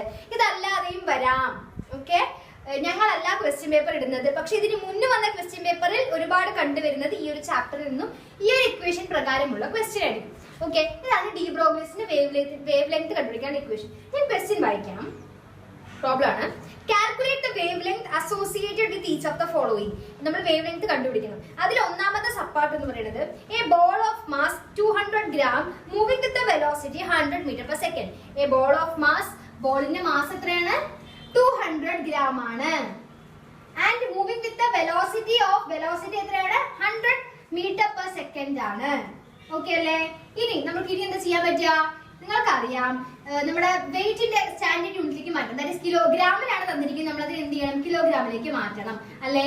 ഗ്രാമിന് നമ്മൾ എങ്ങനെ കിലോഗ്രാമിലേക്ക് മാറ്റുക? ഡിവൈഡഡ് ബൈ 1000 ചെയ്താൽ പോരെ? ഡിവൈഡഡ് ബൈ 1000 കാൽക്കുലേറ്റർ ഉണ്ടല്ലോ, ഒറ്റ ബുദ്ധിമുട്ടുമില്ല. 0.2 കിലോഗ്രാം എന്ന് കിട്ടും. മനസ്സിലായില്ലേ? അപ്പൊ ഇനി നമുക്ക് എന്ത് ചെയ്യണം? നമ്മുടെ ക്വസ്റ്റ്യൻ എന്താണ്? കാൽക്കുലേറ്റ് ദി വേവ് ലെങ്ത് ആണ് അല്ലെ? വേവ് ലെങ്തിനെ കാൽക്കുലേറ്റ് ചെയ്യണം എന്നല്ലേ പറഞ്ഞത്? ഈ ഇക്വേഷൻ അല്ലേ? Lambda is equal to h/mv അല്ലേ ഇക്വേഷൻ. ഇനി നമ്മൾ ഇതിൽ ഓരോ വാല്യൂസ് സബ്സ്റ്റിറ്റ്യൂട്ട് ചെയ്യാം. വളരെ എളുപ്പമാണ്. എച്ചിന് എന്താ കൊടുക്കുക? എച്ച് എന്താ സാധനം? എച്ച് പ്ലാങ്ക്സ് കോൺസ്റ്റന്റ് ആണ്. അറിയില്ലേ? H planks constant. Planks constant ഒരു വാല്യൂ ഉണ്ട്. That is h is equal to 6.626 into 10⁻⁻34. ഇതാണ് പ്ലാങ്ക്സ് കോൺസ്റ്റന്റിന്റെ വാല്യൂ. അപ്പൊ നമുക്ക് ഇക്വേഷനിൽ ഇല്ലേ, നമ്മുടെ തന്നിരിക്കുന്ന ഇക്വേഷനിൽ പ്ലാങ്ക്സ് കോൺസ്റ്റന്റിന്റെ വാല്യൂ സബ്സ്റ്റിറ്റ്യൂട്ട് ചെയ്യാം. That is lambda is equal to 6.626 into 10⁻⁻34 divided by mv അല്ലേ? മാസ് എന്താണ് കിട്ടിയിരിക്കുന്നത്? 0.2 ആണ്. ഇൻറ്റു വെലോസിറ്റി എന്താണ്? 100 m/s ആണ്. കാൽക്കുലേറ്ററിൽ വൃത്തിയായിട്ട് അടിച്ചു കൊടുക്കാം. എന്നിട്ട് നമുക്ക് ഉത്തരം എത്ര കിട്ടുക? 3.3 into 10⁻⁻35 മീറ്റർ. ഈ മീറ്റർ വളരെ ഇമ്പോർട്ടന്റ് ആണ്. യൂണിറ്റ്സ് വളരെ ഇമ്പോർട്ടന്റ് ആണ്. വേവ് ലെങ്ത് അല്ലേ? ലെങ്ത്തിന്റെ യൂണിറ്റ് എന്താണ്? മീറ്റർ അല്ലേ? അപ്പൊ വേവ് ലെങ്ത് കണ്ടുപിടിക്കുമ്പോൾ നമ്മുടെ ഇതിൽ വാല്യൂ സബ്സ്റ്റിറ്റ്യൂട്ട് ചെയ്തിട്ട് അവസാനം യൂണിറ്റിന്റെ അവിടെ എന്ത് ചെയ്യണം? മീറ്റർ ഇട്ട് കൊടുക്കണം. അത് വളരെ വളരെ ഇമ്പോർട്ടന്റ് ആണ്. ഇത് ഒരു ടൈപ്പ് ഓഫ് ക്വസ്റ്റ്യൻ. അല്ലെങ്കിൽ വേവ് ലെങ്ത് ചോദിച്ചു കഴിഞ്ഞാൽ ഇങ്ങനെ ക്വസ്റ്റ്യൻസ് വരാം. നിങ്ങൾ ഇതിൽ വളരെ ശ്രദ്ധിക്കേണ്ട കാര്യം, നിങ്ങൾ 200 gram ഇട്ടിട്ട് ഇവിടെ ചെയ്ത് കഴിഞ്ഞാൽ ഉത്തരം വളരെ വലിയൊരു തെറ്റായിട്ട് മാറും. മനസ്സിലാവുന്നുണ്ടോ? അപ്പൊ ഈ ഗ്രാം ഒക്കെ കിലോഗ്രാം ആക്കുന്ന പരിപാടിയൊക്കെ നിങ്ങൾ ക്വസ്റ്റ്യൻ നോക്കുക, യൂണിറ്റ് തന്നിരിക്കുന്ന യൂണിറ്റ് സ്റ്റാൻഡേർഡ് യൂണിറ്റിലാണോ നോക്കുക. ഓക്കെ, അല്ലെങ്കിൽ തിരുത്തുക. അത് പറയുന്നല്ലേ. ഇതിന്റെ തന്നെ സെക്കൻഡ് സബ് പാർട്ടിന് ഒരു ക്വസ്റ്റ്യൻ കൂടെ ഞാൻ നിങ്ങൾക്ക് വേണ്ടി എഴുതി വെച്ചിട്ടുണ്ട്. ഞാൻ ആ ക്വസ്റ്റ്യൻ കൂടെ വായിക്കട്ടെ. ഇതിന്റെ നെക്സ്റ്റ് സബ് പാർട്ട് ക്വസ്റ്റ്യൻ എന്ന് പറയുന്നത് വേവ് ലെങ്ത് കണ്ടുപിടിക്കാം. തന്നിരിക്കുന്ന സാധനം an electron moving with velocity 100 metre per second. ഒരു ഇലക്ട്രോൺ മൂവ് ചെയ്യുന്നുണ്ട് with velocity 100 metre per second. അപ്പൊ തന്നിരിക്കുന്ന ഡാറ്റ, ഒന്നാമത്തെ ഡാറ്റ എന്ന് പറയുന്നത് വെലോസിറ്റി എത്രയാണ്? 100 മീറ്റർ പെർ സെക്കൻഡ് ആണ് എന്നുള്ള ഡാറ്റ തന്നിട്ടുണ്ട്. പിന്നെ നമുക്ക് എന്താ ക്വസ്റ്റ്യനിൽ ഉള്ളത്? നേരത്തെ ഒരു ബോൾ ഓഫ് 200 ഗ്രാം ആയിരുന്നു അല്ലെ. ഇവിടെ എന്താണ്? ഇലക്ട്രോൺ ആണ്. അപ്പൊ ഇലക്ട്രോണിന്റെ മാസ് നമുക്ക് എന്ത് ചെയ്തിരിക്കണം? അറിഞ്ഞിരിക്കണം. ചോദ്യത്തിൽ തന്നിട്ടുണ്ടോ? ഇല്ല. ചോദ്യത്തിൽ എന്തേ തന്നിട്ടുള്ളൂ? ഒരു ഇലക്ട്രോൺ ആണേ തന്നിട്ടുള്ളൂ അല്ലെ. ഇലക്ട്രോണിന്റെ മാസ് എത്രയാണ്? ഇലക്ട്രോണിന്റെ മാസ് ഓഫ് ഇലക്ട്രോൺ അല്ലെ, ഇലക്ട്രോണിന്റെ മാസ് 9.1 into 10⁻⁻31 ആണ്. 9.1 മേ ബി ഞാൻ പറയാം ഒരു 10% ഞാൻ തോന്നുന്നു ക്വസ്റ്റ്യൻസിന്റെ അവസാനം ബ്രാക്കറ്റിൽ ഇങ്ങനെ തരും, that is mass of electron എന്ന് പറഞ്ഞ് തരും. അത് വിശ്വസിച്ച് ദയവ് ചെയ്ത് പോകരുത്. അത് വരണം എന്ന് ഒരു നിർബന്ധമില്ല. അവർക്ക് തോന്നുന്ന പോലെ അവർക്ക് ക്വസ്റ്റ്യൻ ഇടാം. അവർക്ക് വേണമെങ്കിൽ തരാം, അവർക്ക് വേണമെങ്കിൽ തരാതിരിക്കാം. ആ ബ്രാക്കറ്റിനകത്തോടെ ആ ഒരു വാല്യൂ തരാതിരിക്കാം. അപ്പൊ നമുക്ക് എന്തിനും സേഫ്റ്റിക്ക് നമുക്ക് എന്ത് ചെയ്തിരിക്കണം? ഈ ഒരു വാല്യൂ പഠിച്ചു വെച്ചിരിക്കണം. അപ്പൊ ബിന്റെ value 100, that is 100 metre per second ആണ് എന്ന് നമ്മുടെ ചോദ്യത്തിൽ തന്നിട്ടുണ്ട്. മാസ് ഓഫ് ഇലക്ട്രോൺ 9.1 into 10⁻⁻31 ആണ്. നമുക്ക് എന്ത് ചെയ്തിരിക്കണം? അറിഞ്ഞിരിക്കണം. കാരണം ക്വസ്റ്റ്യനിൽ പാർട്ടിക്കിൾ ഏതാണ്? ഇലക്ട്രോൺ ആണ് അല്ലെ. ഇനി നമുക്ക് ഇക്വേഷൻ സബ്സ്റ്റിറ്റ്യൂട്ട് ചെയ്യാലോ. Lambda is equal to h/mv അല്ലേ. h/mv ആണ്. Lambda is equal to h ന്റെ വാല്യൂ, പ്ലാങ്ക്സ് കോൺസ്റ്റന്റ് വാല്യൂ അറിഞ്ഞിരിക്കണം കേട്ടോ. കാണാതെ അറിഞ്ഞിരിക്കണേ. അതും ഉണ്ടാവില്ലേ ക്വസ്റ്റ്യൻ പേപ്പറിൽ. 6.626 into 10⁻⁻34 divided by mass of electron എത്രയാണ് നമ്മൾ ചെയ്ത് കണ്ടുപിടിച്ചത്? നമുക്ക് അറിയുന്നതല്ലേ. 9.1 into 10⁻⁻31 into വെലോസിറ്റി എത്രയാണ്? 100 മീറ്റർ പെർ സെക്കൻഡ്. കാൽക്കുലേറ്ററിൽ വൃത്തിയായിട്ട് അടിച്ചു നമുക്ക് ഉത്തരം എന്താ കിട്ടുക? 7.25 into 10⁻⁻6 unit metre. Unit important ആണ്. വേവ് ലെങ്ത് ആണ്. ലെങ്ത്തിന്റെ യൂണിറ്റ് എന്താണ്? മീറ്റർ അല്ലേ. അപ്പൊ ഇത് നിങ്ങൾക്ക് അറിഞ്ഞിരിക്കേണ്ട കാര്യം. പ്ലാങ്ക്സ് കോൺസ്റ്റന്റ് ആസ് യൂഷ്വൽ നിങ്ങൾക്ക് അറിഞ്ഞിരിക്കേണ്ടതാണ്. മാസ് ഓഫ് ഇലക്ട്രോൺ നിങ്ങൾക്ക് കാണാതെ അറിഞ്ഞിരിക്കണം. കാരണം തന്നിരിക്കുന്ന ക്വസ്റ്റ്യൻ ഇലക്ട്രോൺ ആണെങ്കിൽ അവർ മാസ് ക്വസ്റ്റ്യന് തരില്ല. മാസ് ഇലക്ട്രോൺ ഇതിന്റെ ഇതാണ് ഇലക്ട്രോണിന്റെ മാസ് നമുക്ക് അറിഞ്ഞിരിക്കണം. ബാക്കി ഈക്വേഷൻ കാണാൻ പറഞ്ഞു കഴിഞ്ഞാൽ ഈ ഒരു പ്രോബ്ലം 3 മാർക്കിനൊക്കെ ചോദിക്കാൻ ചാൻസ് ഉണ്ട്. ഈ ഒരു ചാപ്റ്ററിൽ നിന്ന് പ്രീവിയസിൽ കണ്ടുവരുന്ന മെജോറിറ്റി പേപ്പേഴ്സിൽ കണ്ടുവരുന്ന ഒരു ക്വസ്റ്റ്യൻ ആണ്. ഇതല്ലാതെ പ്രതീക്ഷിക്കാം. സോ ഡൗട്ട് ഉണ്ടെങ്കിൽ, ഇനി വല്ല പ്രോബ്ലംസിൽ ഡൗട്ട് ഉണ്ടെങ്കിൽ കമന്റ് ചെയ്യാം. ഈ ക്വസ്റ്റ്യൻ മനസ്സിലാക്കി നമുക്ക് നമ്മുടെ മൂന്നാമത്തെ ഇമ്പോർട്ടന്റ് ക്വസ്റ്റ്യനിലേക്ക് കടക്കാം. അത് മൂന്നാമത്തെ ചാപ്റ്റർ ആയിട്ടുള്ള classifications of elements in periodicity and properties ആണ്. ഞാൻ വെയിറ്റേജിന്റെ വീഡിയോ അപ്ലോഡഡ് ആണ്. നിങ്ങൾ അത് കണ്ടിട്ടില്ലെങ്കിൽ ഒന്ന് കാണണം കേട്ടോ. ചാപ്റ്റർ വൈസ് വെയിറ്റേജിൽ ഞാൻ പറഞ്ഞിരുന്നു ക്ലാസിഫിക്കേഷൻ ഓഫ് എലമെന്റ്സിൽ നിന്ന് 3 മാർക്ക് എന്നൊക്കെയാണ്. 3 മാർക്ക് റേഞ്ച് ആണ് അതിൽ നിന്ന് വരുന്ന വെയിറ്റേജ്, മാർക്ക് വെയിറ്റേജ് എന്ന് പറയുന്നത്. സോ അതിൽ നമ്മൾ പ്രോബ്ലംസ് ഇല്ല. നിങ്ങൾക്ക് അറിയാമല്ലോ പീരിയോഡിക് ടേബിളിലെ കേസ് നമുക്ക് പ്രോബ്ലംസ് ഒന്നും പറയാൻ പറ്റില്ല. പീരിയോഡിക് ടേബിളിനകത്ത് വരുന്ന പല കാര്യങ്ങളെ കുറിച്ച് നമുക്ക് നല്ലൊരു വ്യക്തമായിട്ടുള്ള ധാരണമാണ് എന്നാണല്ലോ ഞാൻ നേരത്തെ പറഞ്ഞത്. ആദ്യം നമുക്ക് അറിഞ്ഞിരിക്കേണ്ടത് ഈ ചാപ്റ്ററിൽ ഇമ്പോർട്ടന്റ് ആണ് ഞാൻ ഈ എഴുതിയിരിക്കുന്ന 5 പോയിന്റ്. ഇതല്ലാതെ ഈ ചാപ്റ്ററിൽ ഉണ്ട്, വേറെ ഉണ്ട്, ടോപ്പിക്സ് ഉണ്ട്, ഇല്ലാതെ അല്ല. ഞാൻ പറയുന്നത് പ്രീവിയസ് കണ്ടുവരുന്നത് ഈ ടോപ്പിക്സ് ബേസ് ചെയ്തിട്ടുള്ള ക്വസ്റ്റ്യൻസ് റിപ്പീറ്റഡ് ആയിട്ട് കണ്ടുവരാറുണ്ട്. സോ ഞാൻ ഈ ടോപ്പിക്സ് നിങ്ങൾക്ക് പറഞ്ഞുതരാമെന്ന് വിചാരിച്ചു. 3 മാർക്കിനൊക്കെ ചോദിക്കാം. അപ്പൊ ആദ്യം നമ്മൾക്ക് മെൻഡലീവ്സ് പീരിയോഡിക് ലോ. ഇത് 3 മാർക്കിന് ചോദിക്കാൻ സാധ്യത കുറവാണ്. പക്ഷെ മേ ബി 2 മാർക്കിന്റെ സെക്ഷൻസിലൊക്കെ വേണമെങ്കിൽ ചോദിക്കാം. ലോ ഒക്കെ ചോദിക്കുമ്പോൾ ചോദിക്കാം. എന്താണ് മെൻഡലീവിന്റെ പീരിയോഡിക് ലോ എന്ന് പറയുന്നത്? Physical and chemical properties of elements are periodic functions of their atomic masses. ഒന്നുമില്ല, മലയാളത്തിൽ ഞാൻ പറഞ്ഞത് നമ്മുടെ പീരിയോഡിക് ടേബിൾ നമ്മൾ ഉണ്ടാക്കിയിട്ടില്ലേ. പീരിയോഡിക് ടേബിൾ ആദ്യമായിട്ട് പീരിയോഡിക് ടേബിൾ നമ്മൾ നിർമ്മിച്ച സമയത്ത് നമ്മുടെ അറ്റോമിക് മാസ് പ്രകാരമായിരുന്നു എലമെന്റുകളെ ക്ലാസിഫൈ ചെയ്തിരുന്നത്. മനസ്സിലായോ? അറ്റോമിക് മാസിന്റെ ബേസിസിലായിരുന്നു ആദ്യമായിട്ട് എലമെന്റിനെ ക്ലാസിഫൈ ചെയ്തിരുന്നത്. അതാണ് നമ്മുടെ മെൻഡലീവ് കണ്ടുപിടിച്ചല്ലോ. Mendeleev periodic law states that physical and chemical properties of elements are periodic functions of their atomic masses. Okay? അപ്പോൾ നമ്മൾ ഒന്നാമത്തെ പഠിച്ചില്ലേ. രണ്ടാമത്തെ modern periodic law. Modern periodic law ആണ് ഇപ്പോൾ നിലവിൽ നമ്മൾ ഫോളോ ചെയ്ത് കൊണ്ടുവന്നിരിക്കുന്ന ലോ. മോഡേൺ പീരിയോഡിക് ലോ ആണ് ഇപ്പോൾ നമ്മൾ നിലവിലായിട്ട് അതിന്റെ ബേസിസിലാണ് നമ്മുടെ ഇപ്പോഴത്തെ പീരിയോഡിക് ടേബിൾ ഉള്ളത്. എന്താണ് modern periodic law? Physical and chemical properties of elements are periodic functions of their atomic numbers. എന്താണ് ഇപ്പോൾ നമ്മുടെ പീരിയോഡിക് ടേബിളിൽ എലമെന്റുകൾ എങ്ങനെയാണ് അറേഞ്ച് ചെയ്തിരിക്കുന്നത്? എന്തിന്റെ ബേസിസിലാണ് അറേഞ്ച് ചെയ്തിരിക്കുന്നത്? അറ്റോമിക് നമ്പറുകളുടെ ബേസിസിലല്ലേ അല്ലേ? അതുകൊണ്ട് modern periodic law states that physical and chemical properties of elements are periodic functions of their atomic number. Okay, atomic number ബേസിസിലാണ്. ഈ മോഡേൺ പീരിയോഡിക് ലോ മെന്റലീവ് ആണ്. നമ്മുടെ മെന്റലിസ്റ്റ് പീരിയോഡിക് ലോ പ്രപ്പോസ് ചെയ്തത് Mendeleev ആണ്. Modern periodic law propose ചെയ്തത് Henry Moseley എന്ന് പറഞ്ഞ scientist ആണ്. ഞാൻ ജസ്റ്റ് അറിയാൻ വേണ്ടി പറഞ്ഞതേ ഉള്ളൂ. ഹെൻറി മോസ്ലി എന്ന് പറഞ്ഞ സയന്റിസ്റ്റ് ആണ്. ഇതോടുകൂടി നമ്മുടെ രണ്ടാമത്തെ ഇമ്പോർട്ടന്റ് ആയിട്ടുള്ള കാര്യം കഴിഞ്ഞു. ഓക്കെ, മൂന്നാമത്തെ കാര്യത്തിൽ കിടക്കുകയാണെങ്കിൽ നമ്മുടെ പീരിയോഡിക് ടേബിളിൽ 4 ബ്ലോക്സ് ആണ്, 4 ഗ്രൂപ്പ്സ് ആണ്. S block, P block, D and F block അല്ലെ. എസ് ബ്ലോക്കിന്റെ മറ്റൊരു പേര് എന്താണ്? റെപ്രസെന്റേറ്റീവ് എലമെന്റ്സ് അല്ലെ. ഡിന്റെ കേസ് ആണെങ്കിൽ ട്രാൻസിഷൻ എലമെന്റ്സ്, എഫ് ആണെങ്കിൽ ഇന്നർ ട്രാൻസിഷൻ എലമെന്റ്സ്. അപ്പൊ ഇതിന്റെയൊക്കെ മറ്റൊരു പേര് റെപ്രസെന്റേറ്റീവ്, ഇന്നർ ട്രാൻസിഷൻ എലമെന്റ്സ്. ഇതൊക്കെ അറിഞ്ഞിരിക്കണം. പിന്നെ നമുക്ക് ഓരോ എസിന്റെ കേസ് ആണെങ്കിൽ എസിന്റെ ജനറൽ ഇലക്ട്രോണിക് കോൺഫിഗറേഷൻ എന്താണ്? എസ് ഷെല്ലിന്റെ NS1 to 2 അല്ലെ, NS1 to 2 ആണ് നമ്മുടെ എസിന്റെ ജനറൽ ഇലക്ട്രോണിക് കോൺഫിഗറേഷൻ. പിന്റെ കേസ് എടുക്കുകയാണെങ്കിലോ NS2 NP1 to 6. ഡിന്റെ കേസ് എടുക്കുകയാണെങ്കിൽ N-1 D1 to 10 NS0 to 2. ഇത് മൂന്ന് നമ്മുടെ എന്താണ്? General electronic configuration of S, P and D shell. Okay, ഇത് നമുക്ക് അറിഞ്ഞിരിക്കണം. പൊതുവേ കാണാറ് എസിന്റെയും പിന്റെയും ചോദിക്കാനാണ്. റയർ ആയിട്ട് ഡി കാണാറുള്ളൂ എന്ന് വെച്ച് നിങ്ങൾ പഠിക്കാതിരിക്കണ്ട. ഡി കൂടെ ഒന്ന് പഠിച്ചേക്കാം. എഫ് നിങ്ങൾക്ക് സമയമില്ലെങ്കിൽ നിങ്ങൾ വിട്ടോളൂ. ബിക്കോസ് എഫ് അങ്ങനെ ചോദിച്ച് കാണാറില്ല. ചോദിക്കുന്നുണ്ടെങ്കിൽ അത് നിങ്ങൾ അത്ര അൺലക്കി ആയതുകൊണ്ടാണ്. ഇതുവരെ അങ്ങനെ കണ്ടുവരാറില്ല. സോ ഇനി പഠിക്കാൻ സമയം ഉണ്ടെങ്കിൽ എഫ് ഒന്ന് ജസ്റ്റ് നോക്കി വെക്കുക. ഓക്കെ, അത് നോക്കി വെക്കുക. അപ്പൊ S NS1 to 2, P NS2 NP1 to 6, D N-1 D1 to 10 NS0 to 2.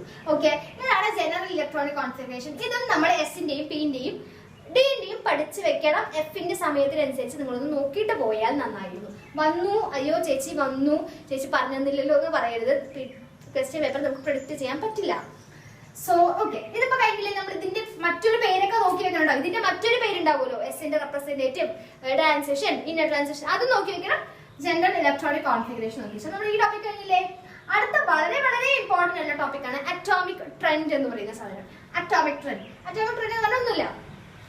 അപ്പൊ അറ്റോമിക് റേഡിയസ് എടുക്കുകയാണെന്ന് വിചാരിക്കുക. അറ്റോമിക് റേഡിയസ് ആണ് ഞാൻ എഴുതിയിരിക്കുന്നത്. ഇമ്പോർട്ടന്റ് അറ്റോമിക് റേഡിയസ് ആണ്. ഓക്കെ, അറ്റോമിക് റേഡിയസ് എടുക്കുകയാണെങ്കിൽ നമുക്കറിയാം top to bottom of a periodic table is known as group. Okay, നമുക്ക് എത്ര ഗ്രൂപ്പ് ഉള്ളത്? 18 ഗ്രൂപ്പാണ് ഉള്ളത്, ശരിയല്ലേ? Left to right of period is known as left to right of periodic table is known as period അല്ലേ. ഇപ്പൊ നമുക്ക് total 7 പീരീഡും 18 ഗ്രൂപ്പുമാണ് ഉള്ളത്, ശരിയല്ലേ? അങ്ങനെയാണെങ്കിൽ top to bottom of a group എടുക്കുകയാണെങ്കിൽ അറ്റോമിക് റേഡിയസിൽ എന്ത് മാറ്റമാണ് സംഭവിക്കുന്നത്? അറ്റോമിക് റേഡിയസ് അസെൻഡിങ് ഓർഡറിലാണ്. എന്താണ് അസെൻഡിങ് ഓർഡർ? ചെറുതിൽ നിന്ന് വലുതിലേക്കാണ്. ആദ്യം ചെറിയ ആറ്റം, പിന്നെ തൊട്ട് വലിയ ആറ്റം, പിന്നെ തൊട്ട് വലിയ ആറ്റം, അങ്ങനെ സൈസ് കൂടി വരും. From top to bottom of a group. From left to right of a period എടുക്കുകയാണെങ്കിൽ നമ്മുടെ അറ്റോമിക് റേഡിയസിന്റെ സൈസ് എന്താണ്? ഡിക്രീസിംഗ് ആണ്, അല്ലെങ്കിൽ ഡിസെൻഡിങ് ഓർഡർ. ഡിക്രീസിംഗ് ഓർഡർ ആണ്, ഡിസെൻഡിങ് ഓർഡറിലാണ്. ആദ്യം വലുത്, തൊട്ട് ചെറുത്, ഏറ്റവും അവസാനം ഏറ്റവും ചെറുതായിട്ട് മാറും. മനസ്സിലായോ? അപ്പൊ top to bottom of a ഗ്രൂപ്പിലെ അറ്റോമിക് റേഡിയസിന്റെ കേസ് അസെൻഡിങ് ആണ്. From left to right of a period atomic റേഡിയസിന്റെ കേസ് ഡിസെൻഡിങ് ആണ്. ഇത് വൃത്തിയായിട്ട് നോക്കി ഓർത്ത് വെച്ചിട്ട് വേണം പോവാൻ കേട്ടോ. ഈ ഒരു ക്വസ്റ്റ്യൻ എക്സാമിന് വന്നില്ല ചാടിക്കറി ഉത്തരം എഴുതാതെ വൃത്തിക്ക് ഒന്ന് ആലോചിച്ചിട്ട് വേണം ഉത്തരം എഴുതാൻ. ചാടിക്കറി ഉത്തരം എഴുതരുത്. ക്ലാസ് പീരിയോഡിക് ടേബിൾ ഈ ഒരു അറ്റോമിക് ട്രെൻഡിന്റെ ക്വസ്റ്റ്യൻ കുറച്ച് ആലോചിച്ചിട്ട് വേണം ഉത്തരം എഴുതാൻ കേട്ടോ. ഇതേപോലെ ഇപ്പോൾ ന്യൂക്ലിയർ ചാർജ് ഒക്കെ ചോദിക്കും. From left to right of പീരീഡിൽ ന്യൂക്ലിയർ ചാർജിൽ എന്ത് മാറ്റം സംഭവിക്കുന്നു? From top to bottom of group ഗ്രൂപ്പിൽ ലെഫ്റ്റ് ടു റൈറ്റ് ഓഫ് പീരീഡിൽ എങ്ങനെയാണ് ന്യൂക്ലിയർ ചാർജിന്റെ സ്ട്രെങ്ത് വ്യത്യാസം സംഭവിക്കുന്നത്? ഇതൊക്കെ ഒന്ന് അറിഞ്ഞിരിക്കണം. ഇത് കഴിഞ്ഞില്ലേ? ഇനി അടുത്തത് എന്താണ്? Electron gain enthalpy. Electron gain enthalpy എന്താണ്? ഇലക്ട്രോൺ ഗെയിൻ എൻതാൽപ്പി ഇലക്ട്രോണുകളെ തന്നിലേക്ക് ആകർഷിച്ചെടുക്കാനുള്ള ടെൻഡൻസിനെ അല്ലെങ്കിൽ കഴിവിനെ അല്ലെങ്കിൽ എബിലിറ്റിയെ നമ്മൾ എന്ത് പറയും? ഇലക്ട്രോൺ ഗെയിൻ എൻതാൽപ്പി എന്ന് പറയും. ഓക്കെ, അപ്പൊ ഇലക്ട്രോൺ ഗെയിൻ എൻതാൽപ്പി എന്താണ്? It is the ability or tendency of an atom to attract shared pair of electron അല്ലെ. ഇതാണ് ഇലക്ട്രോൺ ഗെയിൻ എൻതാൽപ്പി. ഈ ഒരു ടേം എന്താണെന്ന് പറഞ്ഞിരിക്കാം. എന്റെ ഒരു അഭിപ്രായത്തിൽ ഞാൻ എല്ലാ ഇമ്പോർട്ടന്റ് സെക്ഷൻസും ഇതിനകത്ത് കവർ ചെയ്തിട്ടുണ്ട്. ബിക്കോസ് ജസ്റ്റ് 3 മാർക്കിന് ഈ ക്വസ്റ്റ്യൻ ചോദിക്കുള്ളൂ, 3 മാർക്കിന് ഈ ഒരു ചാപ്റ്റർ ചോദിക്കുള്ളൂ. സോ ഇതിനകത്ത് ഈ 3 മാർക്കിന് ചോദിക്കാൻ വരാൻ പറ്റുന്ന റീജിയൻസ് ഒക്കെ അതിനകത്ത് ഉണ്ട്. ഇനി നിങ്ങൾക്ക് ഫർദർ ആയിട്ട് എന്തെങ്കിലും ഉണ്ടെങ്കിൽ ഒന്ന് മെൻഷൻ ചെയ്തിട്ട് ഒന്ന് കമന്റ് ചെയ്യാം കേട്ടോ. അപ്പോൾ ഈ ഒരു ചാപ്റ്ററിൽ നിന്ന് ഈ ഒരു ക്വസ്റ്റ്യൻ മനസ്സിലാക്കുന്നത്. അപ്പോൾ നമുക്ക് നമ്മുടെ നെക്സ്റ്റ് ഇമ്പോർട്ടന്റ് ക്വസ്റ്റ്യനിലേക്ക് കടക്കാം. നെക്സ്റ്റ് ഇമ്പോർട്ടന്റ് ക്വസ്റ്റ്യൻ എന്ന് പറയുന്നത് നമ്മുടെ 4ാമത്തെ ചാപ്റ്ററിലെ കെമിക്കൽ ബോണ്ടിങ്ങിലാണ്. അതായത് 4ാമത്തെ ക്വസ്റ്റ്യൻ ആണ് അല്ലെ. കെമിക്കൽ ബോണ്ടിങ്ങിന്റെ കേസ് ആണെങ്കിൽ കുറച്ച് വലിയ ചാപ്റ്റർ ആണ്, കുറച്ച് തിയറീസ് ഉള്ള ചാപ്റ്റർ ആണ്, കുറച്ച് പോസ്റ്റ്ലേറ്റ്സ് ഒക്കെ പഠിക്കാനുള്ള ചാപ്റ്റർ ആണ്. ഇമ്പോർട്ടൻറ്റ് ചാപ്റ്ററും കൂടിയാണ്. സോ സ്കിപ്പ് ചെയ്യരുത്. ഞങ്ങൾ പറയുന്ന കാര്യം സ്കിപ്പ് ചെയ്തിരുന്നാൽ മതി കേട്ടോ. എക്സ്ട്രാ ഒന്നും പഠിച്ചില്ലെങ്കിലും ഞങ്ങൾ പറയുന്ന കാര്യം സ്കിപ്പ് ചെയ്യാതിരിക്കുക. ആദ്യം VSEPR തിയറി വളരെ വളരെ ഇമ്പോർട്ടൻ്റ് ആണ്. ടീച്ചേഴ്സ് നിങ്ങളോട് ഒരുപാട് തവണ പറഞ്ഞിട്ടുണ്ടാവും VSEPR തിയറി വളരെ വളരെ ഇമ്പോർട്ടൻ്റ് ആണ് അല്ലെ. VSEPR അതിന് നിങ്ങൾ എങ്ങനെ എക്സ്പാൻഡ് ചെയ്യാം? എക്സ്പാൻഷൻ ചോദിച്ചാൽ നിങ്ങൾ എങ്ങനെ എക്സ്പാൻഡ് ചെയ്യാം? Valence shell electron pair repulsion theory. നിങ്ങൾ പറഞ്ഞിട്ടെ valence shell electron pair repulsion theory എഴുതണോ? ബാലൻസ് ഷെൽ ഇലക്ട്രോൺ പെയർ എഴുതണോ? എഴുതല്ലേ? Okay. Valence shell electron pair repulsion theory. ഇതാണ് VSEPR തിയറിന്റെ expansion. Valence shell electron pair repulsion theory. Okay. അപ്പോ ഇതിനകത്ത് നമുക്കൊരു മിനിമം 4 പോസ്റ്റ്ലേറ്റ്സോ അങ്ങനെയൊക്കെ പഠിച്ചേക്കണം. ഞാൻ കുറച്ച് പോസ്റ്റ്ലേറ്റ്സ് ഞാൻ നിങ്ങൾക്ക് പറഞ്ഞുതരാം. എളുപ്പമായിട്ടുള്ള പോസ്റ്റ്ലേറ്റ്സ് ആണ് ഞാൻ പറഞ്ഞുതരാം. ഒരു മോളിക്യൂളിന്റെ shape of molecule depends on the number of electron pairs around the central atom. എന്താണ്?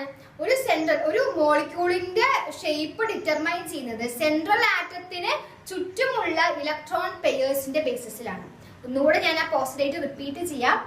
Shape of molecule depends upon the number of electron pairs around the central atom. ഇതാണ് ഒന്നാമത്തെ VSEPR തിയറിയുടെ പോസ്റ്റ്ലേറ്റ്. VSEPR തിയറി വളരെ വളരെ important ആണ്. Please ഒന്ന് പഠിച്ചു വെക്കണേ. സെക്കൻഡ് പോസ്റ്റ്ലേറ്റിലേക്ക് കടക്കാം. Balance shell electron pairs ripple each other. ഞാൻ പറഞ്ഞില്ലേ തൊട്ട് മുന്നേ എങ്ങനെയായിരുന്നു? മോളിക്യൂളിന്റെ ഷേപ്പ് ഡിറ്റർമൈൻ ചെയ്യുന്നത് സെൻട്രൽ ആറ്റത്തിന് ചുറ്റുമുള്ള ഇലക്ട്രോൺ പെയറിന്റെ ബേസിസിലായിരുന്നു. ഒന്നാമത്തെ പോയിന്റ്. രണ്ടാമത്തെ പോയിന്റ് എന്ന് പറയുന്നത് ഈ സെൻട്രൽ ആറ്റത്തിന് ചുറ്റുമുള്ള ഇലക്ട്രോൺ പെയേഴ്സ് ഉണ്ടല്ലോ, ഇവരെ തമ്മിൽ എന്ത് ചെയ്യുന്നു? റിപ്പൽ ചെയ്യുന്നു. ഓക്കെ, റിപ്പൽ ചെയ്യുന്നു. അപ്പൊ balance shell electron pairs ripple each other. ഇതാണ് രണ്ടാമത്തെ VSEPR തിയറിന്റെ പോസ്റ്റ്ലേറ്റ് എന്ന് പറയുന്നത്.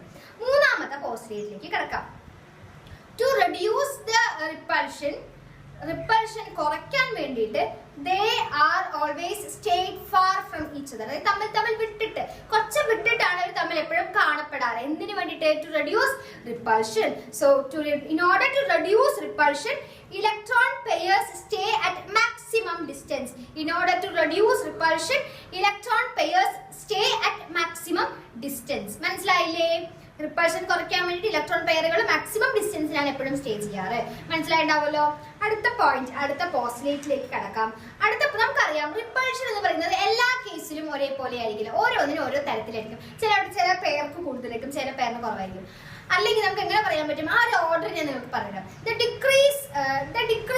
The repulsion decreases in the order. Repulsion എങ്ങനെയാണ് ഡിക്രീസ് ചെയ്യുന്ന? ആദ്യം നമുക്ക് lone pair greater than lone pair bond pair greater than bond pair. അതായത് ഒന്നുമില്ല, റിപ്പൾഷൻ ഡിക്രീസ് ചെയ്യുന്ന ഓർഡർ ആണ്. The order of decrease in the repulsion എന്ന് പറഞ്ഞിട്ട് എഴുതിയാൽ മതി. Repulsion decreases in the order lone pair greater than lone pair bond pair greater than bond pair. ഞാൻ എഴുതി തരാം വേണമെങ്കിൽ. Decreases in the order lone pair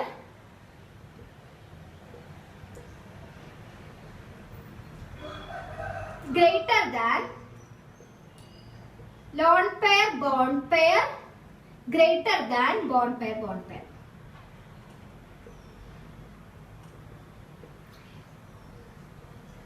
ഇതാണ് നമ്മൾ എന്തെന്ന് പറയുന്നത്?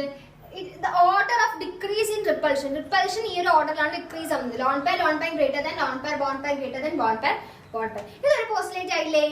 ലാസ്റ്റ് പോസ്റ്റ്ലേറ്റ് കൂടെ ഞാൻ പറയാം കേട്ടോ. നമുക്ക് 5 പോസ്റ്റ്ലേറ്റ് നിങ്ങൾക്ക് പറഞ്ഞു തരാം ടോട്ടൽ. ഇപ്പൊ ഞാൻ 4 പറഞ്ഞു, ഒന്നുകൂടെ ഞാൻ പറഞ്ഞുതരാം. Last postulate. As the angle of electron pairs increases, angle between the electron pairs increases, repulsion decreases. തമ്മിലുള്ള ഇലക്ട്രോൺ പെയറുകളുടെ ആംഗിൾ ഇൻക്രീസ് ചെയ്യുന്ന സമയത്ത് ഒരു ഇലക്ട്രോൺ പെയർ ഇതാണ്, മറ്റൊരു ഇലക്ട്രോൺ പെയർ ഇതാണ്. ഇവർ തമ്മിലുള്ള ആംഗിൾ വളരെ വലുതാണെങ്കിൽ, ഇവർ തമ്മിലുള്ള സെപ്പറേറ്റ് ചെയ്തിരിക്കുന്ന ആംഗിൾ വളരെ വലുതാണെങ്കിൽ നമ്മുടെ റിപ്പൾഷൻ എന്താവുന്നു? ഡിക്രീസ് ആവുന്നു. ശരിയല്ലേ? ആംഗിൾ കൂടുന്നു, റിപ്പൾഷൻ കുറയുന്നു. ശരിയല്ലേ? നമുക്ക് അറിയുന്ന കാര്യമല്ലേ?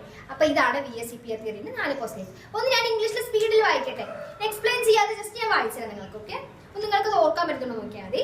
Shape of molecules depends on the number of വാലൻസ് shell electron pairs around the central atom. Okay, രണ്ടാമത്തെ പോയിന്റ്, രണ്ടാമത്തെ postulate, വാലൻസ് shell electron pairs ripple each other. Okay, മൂന്നാമത്തെ postulate, in order to reduce repulsion the valence electron pairs are at far distance, are at kept at maximum distance. Okay, അടുത്ത point, that is അടുത്ത നാലാമത്തെ postulate, repulsion decreases in the order. Repulsion decreases in the order. Lone pair greater than lone pair bond pair greater than bond pair. Okay, അടുത്തത് that is fifth point എന്ന് പറയുന്നത്, last point എന്ന് പറയുന്നത്, as the angle between electron pair increases repulsion decreases. തമ്മിലുള്ള angle increase ചെയ്യുമ്പോൾ repulsion ചെയ്യുന്നു, കുറയുന്നു. ഇതാണ് വളരെ വളരെ ഇമ്പോർട്ടന്റ് ആയിട്ടുള്ള VSEPR തിയറിന്റെ 5 പോസ്റ്റ്ലേറ്റ്സ് ഞാൻ പറഞ്ഞിട്ടുണ്ട്. എക്സാമിന് 2 മാർക്കിന് ചോദിച്ചു കഴിഞ്ഞാൽ നിങ്ങൾ എത്ര പോയിന്റ് എഴുതണം? 4 പോയിന്റ് എഴുതണം. ഹാഫ് ഈച്ച് വെച്ചിട്ടാണ് ചോദിക്കുക. അപ്പൊ 2 മാർക്കിന് ചോദിച്ചു കഴിഞ്ഞാൽ നിങ്ങൾ 4 പോയിന്റ് എഴുതണം. VSEPR വളരെ വളരെ ഇമ്പോർട്ടന്റ് ആണ്, മനസ്സിലാക്കണം വിചാരിക്കും. നമുക്ക് നമ്മുടെ നെക്സ്റ്റ്, ദാറ്റ് ഈസ് 4th ക്വസ്റ്റ്യനിലെ നെക്സ്റ്റ് സബ് നോക്കാം. ദാറ്റ് ഈസ് 4th ചാപ്റ്ററിൽ നമ്മൾ കുറച്ച് ഇമ്പോർട്ടന്റ് ആയിട്ട് കുറച്ച് കാര്യങ്ങളൊക്കെ ഉണ്ട് അതിനകത്ത്. അത് നമ്മൾ ഒന്ന് VSEPR തിയറി നമ്മളിപ്പോൾ നോക്കി. നെക്സ്റ്റ് നമ്മുടെ മോളിക്കുലാർ MOT അല്ലെ, molecular orbital theory. Molecular orbital തിയറിന്റെ പ്രത്യേകത എന്ന് പറയുന്നത്, അത് ഹണ്ട് ആൻഡ് മുള്ളിക്കൻ എന്ന് പറഞ്ഞിട്ട് സയന്റിസ്റ്റ് പ്രപ്പോസ്, അത് നമുക്ക് അറിയില്ല കേട്ടോ, അതാണ് പ്രപ്പോസ് ചെയ്തിരിക്കുന്നത്. അത്രേ ഉള്ളൂ. ഒരു 4 പോസ്റ്റ്ലേറ്റ്സ് ഒക്കെ നമുക്ക് പഠിക്കാം അല്ലേ. ആദ്യത്തെ പോസ്റ്റ്ലേറ്റ് ഞാൻ വായിക്കാം. In molecules electrons are present in new orbitals called molecular orbitals. പേരിൽ തന്നെയുണ്ട് മോളിക്കുലാർ ഓർബിറ്റ്. എന്താണ്? മോളിക്യൂളുകളിൽ കാണപ്പെടുന്ന ഒരു പുതിയ തരം ഓർബിറ്റിനെയാണ് നമ്മൾ എന്ന് പറയാ, മോളിക്കുലാർ ഓർബിറ്റ് എന്ന് പറയാ. ഇതാണ് നമ്മുടെ ഒന്നാമത്തെ point. In molecules electrons are present in new orbitals known as molecular orbits. In molecules, moleculesനെ കേസ് ഇലക്ട്രോണുകൾ എവിടെയാണ് കാണപ്പെടുന്നത്? മോളിക്കുലാർ ഓർബിറ്റിലല്ലേ കാണപ്പെടുന്നത്. അപ്പോൾ in molecules electrons are present in new orbitals known as molecular orbits. Next പോസ്റ്റ്ലേറ്റിലേക്ക് കടക്കാം. Molecular orbitals are formed by the combination of atomic orbitals of nearly same energy and proper symmetry. Molecular ഓർബിറ്റലുകൾ എങ്ങനെയാണ് form ചെയ്യുന്നത്? Atomic ഓർബിറ്റലുകൾ കൂടി ചേർന്നിട്ടാണ് molecular ഓർബിറ്റുകൾ form ചെയ്യുന്നത്. Molecular orbitals are formed by combination of atomic orbitals. Atomic ഓർബിറ്റലുകൾ കൂടി ചേർന്നിട്ടാണ് മോളിക്കുലാർ ഓർബിറ്റ് ഫോം ചെയ്യുന്നത്. മനസ്സിലായില്ലേ? പക്ഷെ വെറുതെ കുറെ അറ്റോമിക് ഓർബിറ്റലുകൾ കൂടി ചേർന്നാൽ മോളിക്കുലാർ ഓർബിറ്റ് ഉണ്ടാവില്ല. ഒരു കണ്ടീഷൻ ഉണ്ട്. എന്താണ് കണ്ടീഷൻ? ആ അറ്റോമിക് ഓർബിറ്റലുകളൊക്കെ നിയർലി സെയിം എനർജി ആയിരിക്കണം ആൻഡ് പ്രോപ്പർ സിമെട്രി ആയിരിക്കണം. നിയർലി സെയിം എനർജിയും പ്രോപ്പർ സിമെട്രിയും ആയിട്ടുള്ള അറ്റോമിക് ഓർബിറ്റലുകൾ കൂടി ചേർന്നിട്ടാണ് നമ്മുടെ മോളിക്കുലാർ ഓർബിറ്റൽസ് ഫോം ചെയ്യുന്നത്. ഇതാണ് നമ്മുടെ MOTന്റെ സെക്കൻഡ് പോസ്റ്റ്ലേറ്റ്. ഓക്കെ, മൂന്നാമത്തെ പോസ്റ്റ്ലേറ്റ് കേൾക്കാം. Molecular orbitals are associated with the nuclei of all the bonded atoms in a molecule. Okay, അതായത് മോളിക്കുലാർ ഓർബിറ്റൽസ് ഉണ്ടാകുമ്പോൾ എങ്ങനെ ഉണ്ടാവുന്നത്? അറ്റോമിക് ഓർബിറ്റലുകൾ കൂടി ചേർന്നിട്ടല്ലേ. അപ്പൊ ഈ അറ്റോമിക് ഓർബിറ്റലുകളിലൊക്കെ എന്തുണ്ടാവും? ന്യൂക്ലിയസ് ഉണ്ടാവില്ലേ. അപ്പൊ ഈ അറ്റോമിക് ഓർബിറ്റലുകളുടെ എല്ലാ ന്യൂക്ലിയസും നമുക്ക് മോളിക്കുലാർ ഓർബിറ്റലിൽ ഉണ്ടാവും. മനസ്സിലായോ? മോളിക്കുലാർ ഓർബിറ്റലുകളിൽ ഈ nuclei of bonded atomic orbital അല്ലെ, ബോണ്ടഡ് അറ്റോമിക് ഓർബിറ്റലുകളുടെ ന്യൂക്ലിയസ് ഒക്കെ ടുഗദർ ആയിട്ട് നമ്മുടെ എവിടെ കാണും? മോളിക്കുലാർ ഓർബിറ്റൽ അസോസിയേറ്റ് ചെയ്തിട്ടുണ്ടാവും. ബിക്കോസ് അറ്റോമിക് ഓർബിറ്റലുകൾ കൂടി ചേർന്നിട്ടാണല്ലോ മോളിക്കുലാർ ഓർബിറ്റ് ഉണ്ടാകുന്നത്. അപ്പൊ അറ്റോമിക് ഓർബിറ്റലുകൾ കൂടി ചേരുമ്പോൾ അതിന്റെ ന്യൂക്ലിയസ് നമുക്ക് മോളിക്കുലാർ ഓർബിറ്റലിൽ കാണാം. ഓക്കെ, അടുത്ത പോസ്റ്റ്ലേറ്റിലേക്ക് കടക്കാം. Number of molecular orbital formed is equal to number of combining atomic orbitals. എളുപ്പമല്ലേ? എത്ര എണ്ണം മോളിക്കുലാർ ഓർബിറ്റലുകൾ ഫോം ചെയ്യുന്നു എന്നത് എത്ര അറ്റോമിക് ഓർബിറ്റലുകൾ കൂടി ചേർന്നു എന്നതിനോട് ഈക്വൽ ആണ്. 2 അറ്റോമിക് ഓർബിറ്റലുകൾ കൂടി ചേർന്നാൽ 2 മോളിക്കുലാർ ഓർബിറ്റൽ ഉണ്ടാവും. ഓക്കെ, അങ്ങനെയാണ് ഉദ്ദേശിക്കുന്നത്. എത്ര എണ്ണം മോളിക്കുലാർ ഓർബിറ്റൽ ഫോം ചെയ്തു എന്ന് which is equal to എത്ര എണ്ണം അറ്റോമിക് ഓർബിറ്റൽസ് കമ്പൈൻ. ഒന്നുകൂടെ സെന്റൻസ് പോസ്റ്റ്ലേറ്റ് വായിക്കാം. Number of molecular orbitals formed is equal to number of combining atomic orbitals. മനസ്സിലായോ? അപ്പോ 4 പോസ്റ്റ്ലേറ്റ്സ് ഞാൻ പറഞ്ഞു. ഓക്കെ, ഇനി ഞാൻ ഫസ്റ്റ് തൊട്ട് ഞങ്ങൾ നേരത്തെ VSEPR വായിച്ച പോലെ ഒന്നുകൂടെ ഞാൻ വായിച്ചു തരാം. നിങ്ങൾക്ക് അർത്ഥം മനസ്സിലായില്ലേ എന്ന് മാത്രം നോക്കിയാൽ മതി. In molecules, electrons are present in new orbitals known as molecular orbits. Okay. രണ്ടാമത്തെ postulate, molecular orbitals are formed by the combination of atomic orbitals of nearly same energy and proper symmetry. മൂന്നാമത്തെ postulate, molecular orbitals are associated with the nuclei of the bonded atom in a molecule. Okay. Last postulate, number of molecular orbitals formed is equal to number of combining atomic orbitals. ഈ 4 പോസ്റ്റേറ്റ്സ് ആണ് നമ്മുടെ MOT യിൽ വരുന്നത്. VSEPR theory and MOT molecular orbital theory is very very important. അപ്പോൾ sure ആയിട്ട് may be നമുക്ക് expect ചെയ്യാം ഈ ഒരു ടൈപ്പ് ഓഫ് ക്വസ്റ്റ്യൻ വന്നിട്ട് നിങ്ങൾ ആൻസർ ചെയ്യുന്ന വിചാരിക്കുന്നു. മനസ്സിലായിരുന്നു. നമുക്ക് നമ്മുടെ 4th ചാപ്റ്റർ ആയിട്ടുള്ള കെമിക്കൽ ബോണ്ടിങ്ങിന്റെ നെക്സ്റ്റ് ഇമ്പോർട്ടൻറ്റ് ക്വസ്റ്റ്യനിലേക്ക് കിടക്കാം. ഇതിനകത്ത് 4ാമത്തെ സബായിട്ട് വരുന്ന നെക്സ്റ്റ് ഇമ്പോർട്ടൻറ്റ് ക്വസ്റ്റ്യൻ MOT നമ്മൾ പഠിച്ചില്ലേ? MOT പ്രകാരം ഓരോ മോളിക്യൂൾ, ചിലപ്പോൾ ഓക്സിജൻ മോളിക്യൂൾ, നൈട്രജൻ മോളിക്യൂളിലേക്ക് മോളിക്കുലർ ഓർബിറ്റൽ ഡയഗ്രാം വരയ്ക്കാൻ ചോദിക്കാറുണ്ട്. സോ ഇപ്പൊ ഞാൻ പറഞ്ഞുതരാം അല്ലെ. നമുക്ക് ഇവിടെ ഞാൻ എഴുതിയിരിക്കുന്ന ഇലക്ട്രോണിക് കോൺഫിഗറേഷൻ അല്ലെങ്കിൽ ഇവിടെ ഞാൻ വരയ്ക്കാൻ പോകുന്നത് നിങ്ങൾക്ക് പറഞ്ഞുതരാൻ പോകുന്നത് ഓക്സിജൻ O2ന്റെ മോളിക്കുലർ ഓർബിറ്റൽ ഡയഗ്രാം ആണ്. ഓക്കെ, അപ്പൊ ഞാൻ ഇവിടെ എഴുതിയിരിക്കുന്നത് ഓക്സിജന്റെ O2ന്റെ മോളിക്കുലർ ഓർബിറ്റൽ ഇലക്ട്രോണിക് കോൺഫിഗറേഷൻ ആണ്. മോളിക്കുലർ ഓർബിറ്റൽ കോൺഫിഗറേഷൻ അതായത് MOT പ്രകാരം ഇലക്ട്രോണിൽ ഓർബിറ്റലുകളിൽ എങ്ങനെയാണ് ഇലക്ട്രോണുകൾ ഫിൽ ചെയ്യുന്നത് എന്നാണ് ഞാൻ എഴുതിയിരിക്കുന്നത്. ഓക്കെ, നിങ്ങൾക്ക് പറയാം നമ്മൾ ജനറലി നമ്മൾ എഴുതില്ലേ 1s2 2s2 ഉണ്ട്, അതേപോലെ നമ്മൾ MOT പ്രകാരം എങ്ങനെയാണ് ഫിൽ ചെയ്യാന്നാണ് ഇതില്. ഓക്കെ, ഇതിൽ 1s ഉം 2s ഉം അല്ല, σ1s, σ*1s, σ2s അങ്ങനെയൊക്കെയാണ് വരുന്നത്. നമുക്കറിയാം, നിങ്ങൾക്ക് അറിയുന്നല്ലേ, നമുക്ക് 2 ബോണ്ടാണുള്ളത്. ഏതൊക്കെയാണ്? പൈ ബോണ്ടും സിഗ്മ ബോണ്ടും, ശരിയല്ലേ? അപ്പൊ ആദ്യത്തെ ഹാഫിൽ നമുക്ക് സിഗ്മ വരും, രണ്ടാമത്തെ ഹാഫിൽ നമുക്ക് പൈ ബോണ്ട് വരും കേട്ടോ. അപ്പൊ ഞാൻ പറഞ്ഞുതരാം, ഓർഡർ ഫിൽ ചെയ്തിട്ട് ഞാൻ പറഞ്ഞുതരാം. അതിന്റെ ഓർഡർ ഞാൻ ആദ്യം പറയാം കേട്ടോ. 1s, σ1s, σ*1s, σ2s, σ*2s, σ2pz, σ2pz. ഇതോടുകൂടി സിഗ്മയുടെ പരിപാടി കഴിഞ്ഞു. അടുത്തത് pi, pi 2px, pi 2py. അടുത്തത് pi star 2px, pi star 2py. ഇത് നിങ്ങൾ പഠിച്ചു വെക്കേണ്ട കാര്യം. നമ്മൾ 1s2 2s2 2p6 3s2 3p6 4s2 3d എന്നൊക്കെ പഠിച്ചില്ലേ, അതേപോലെ ഇതിൽ പഠിച്ചു വെക്കേണ്ട കാര്യമാണ്. ഇനി ഓക്സിജന്റെ കേസ് ആണെങ്കിൽ ഓക്സിജൻ അറ്റോമിക് നമ്പർ എത്രയാണ്?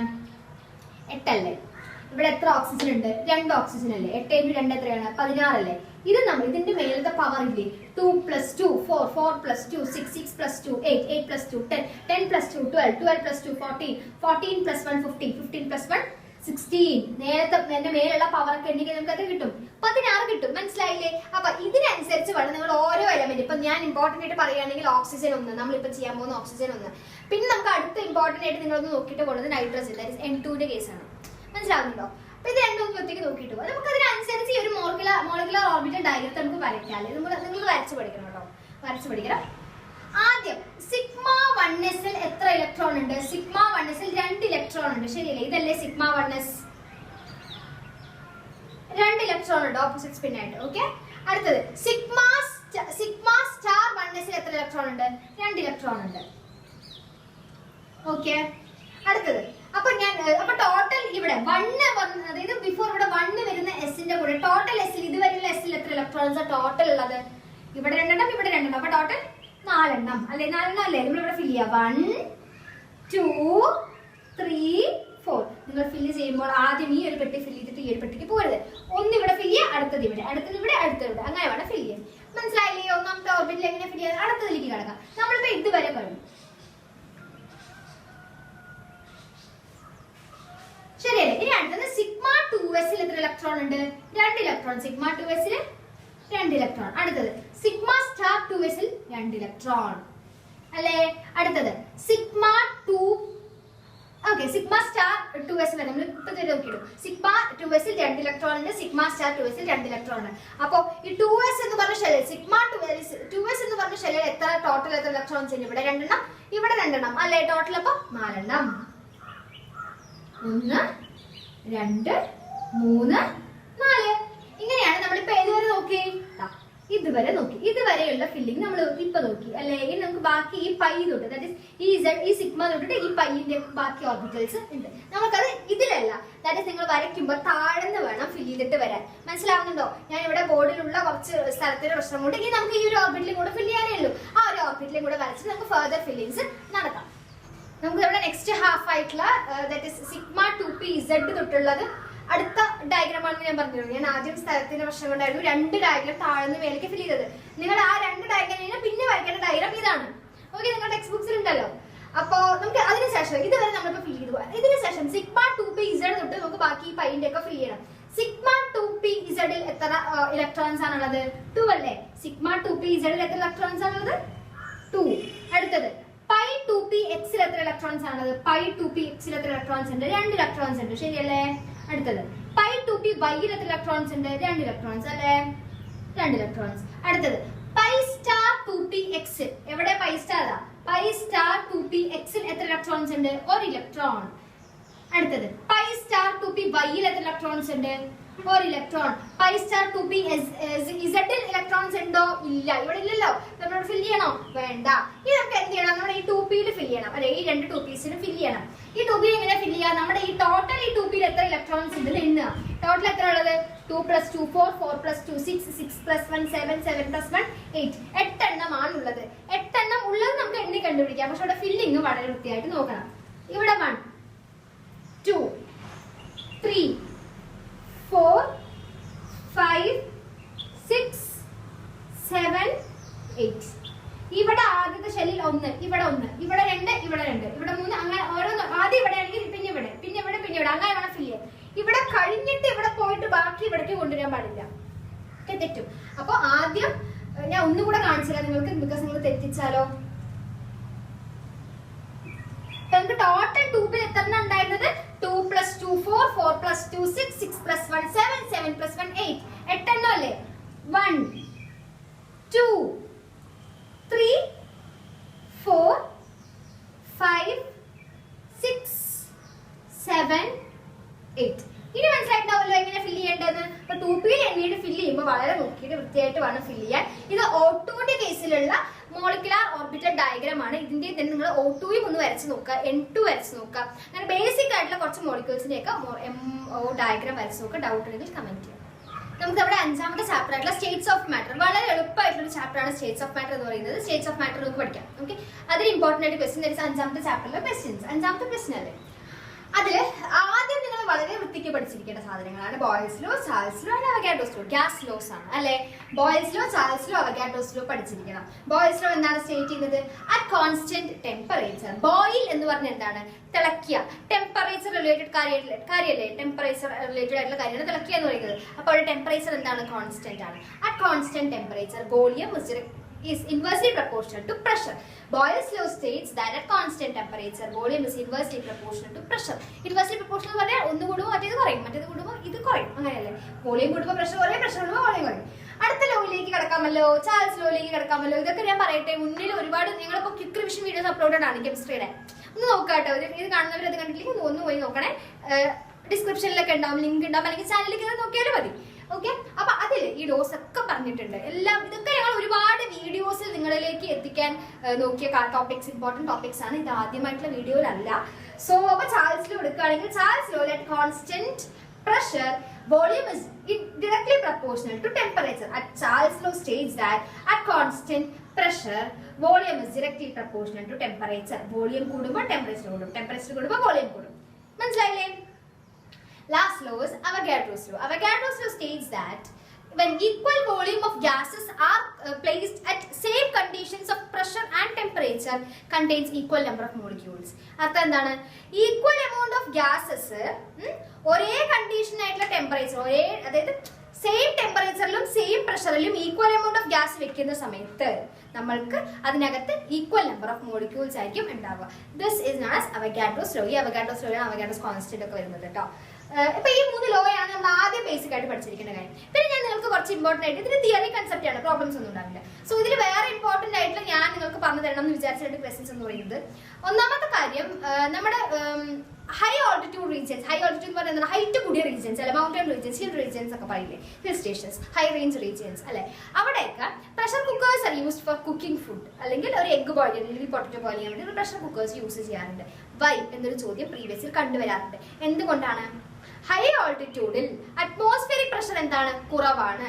So water boils at low temperature. So this is the reason why they use pressure cookers for cooking.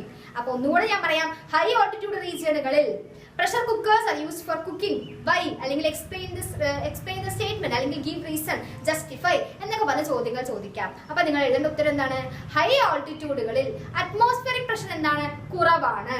So water boils at low temperature. So this is the reason why in high altitudes they use pressure cookers for cooking.